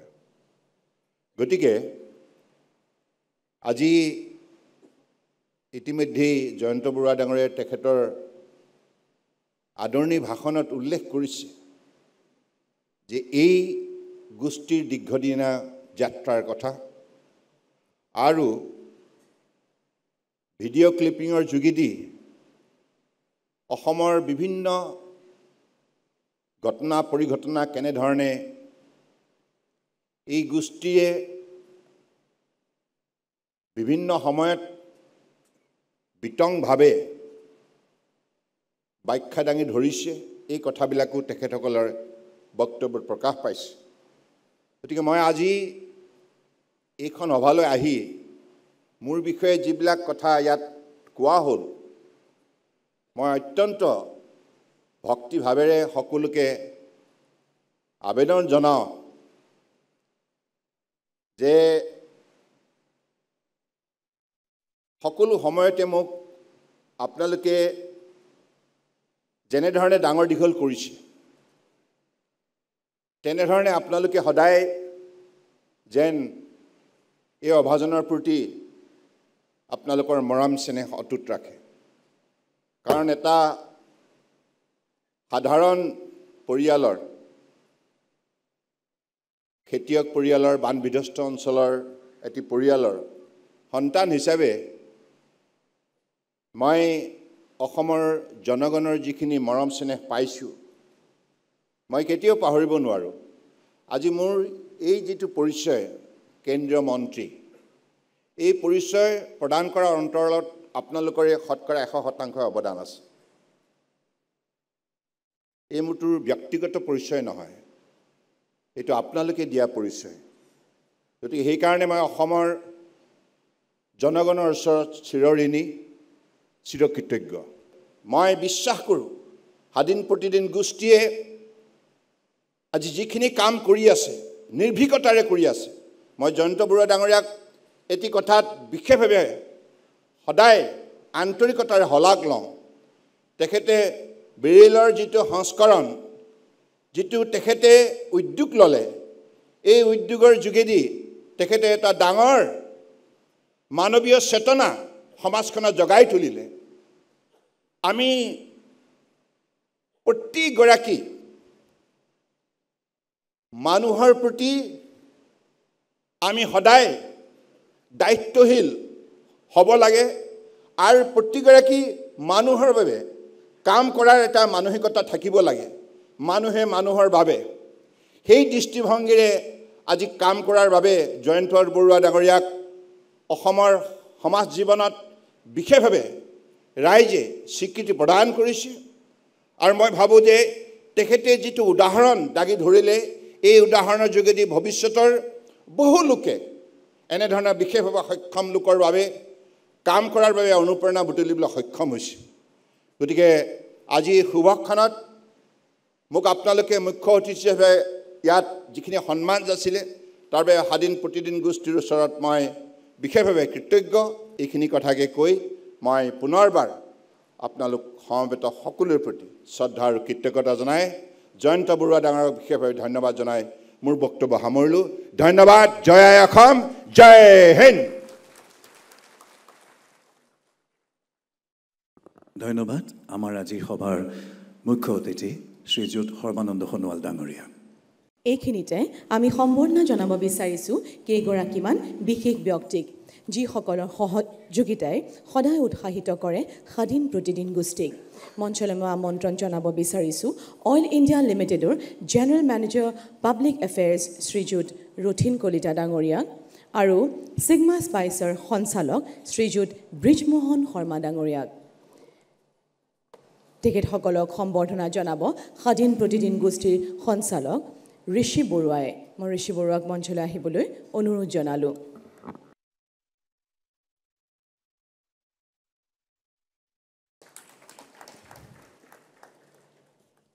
এয়া আমাৰ মাজত অইল ইণ্ডিয়া লিমিটেডৰ জেনেৰেল মেনেজাৰ পাব্লিক এফেয়াৰ্ছ শ্ৰীযুত ৰথিন কলিতা ডাঙৰীয়া আৰু ছিগমা স্পাইচৰ সঞ্চালক শ্ৰীযুত ব্ৰিজমোহন শৰ্মা ডাঙৰীয়া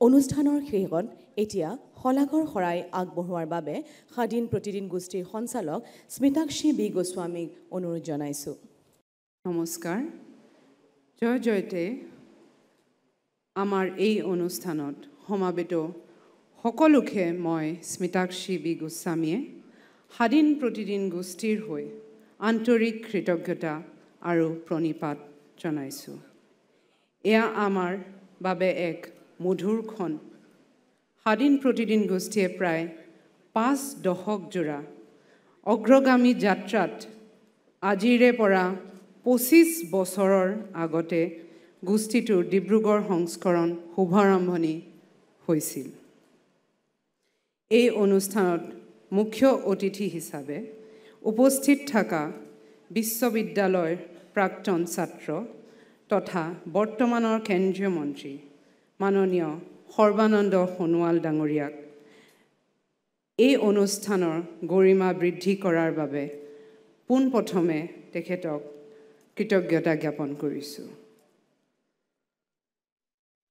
অনুষ্ঠানটিত সন্মানীয় অতিথি ৰূপে অংশগ্ৰহণ কৰাই নহয় এই অনুষ্ঠানৰ উপৰিও বিশ্ববিদ্যালয়ৰ চৌহদত অসমীয়াৰ ভাষাৰ ওজা হেমচন্দ্ৰ বৰুৱাৰ বাবে এক প্ৰতিমূৰ্তি স্থাপন কৰাৰ বাবে সহায় সহযোগিতা আগবঢ়াই আহা উপাচাৰ্য মাননীয় ডক্টৰ জিতেন হাজৰিকা দেৱক কৃতজ্ঞতা জ্ঞাপন কৰিছোঁ তেখেতৰ লগতে বিশ্ববিদ্যালয়ৰ পঞ্জীয়ক ডক্টৰ পৰমানন্দ সোণোৱাল ডাঙৰীয়াকে প্ৰমুখ্য কৰি বিশ্ববিদ্যালয় অধ্যাপক গৱেষক শিক্ষাৰ্থী কৰ্মচাৰী সকলোকে কৃতজ্ঞতা জ্ঞাপন কৰিছোঁ কেইখনমান বিশেষ বিশ্ববিদ্যালয়ৰ উপাচাৰ্য তথা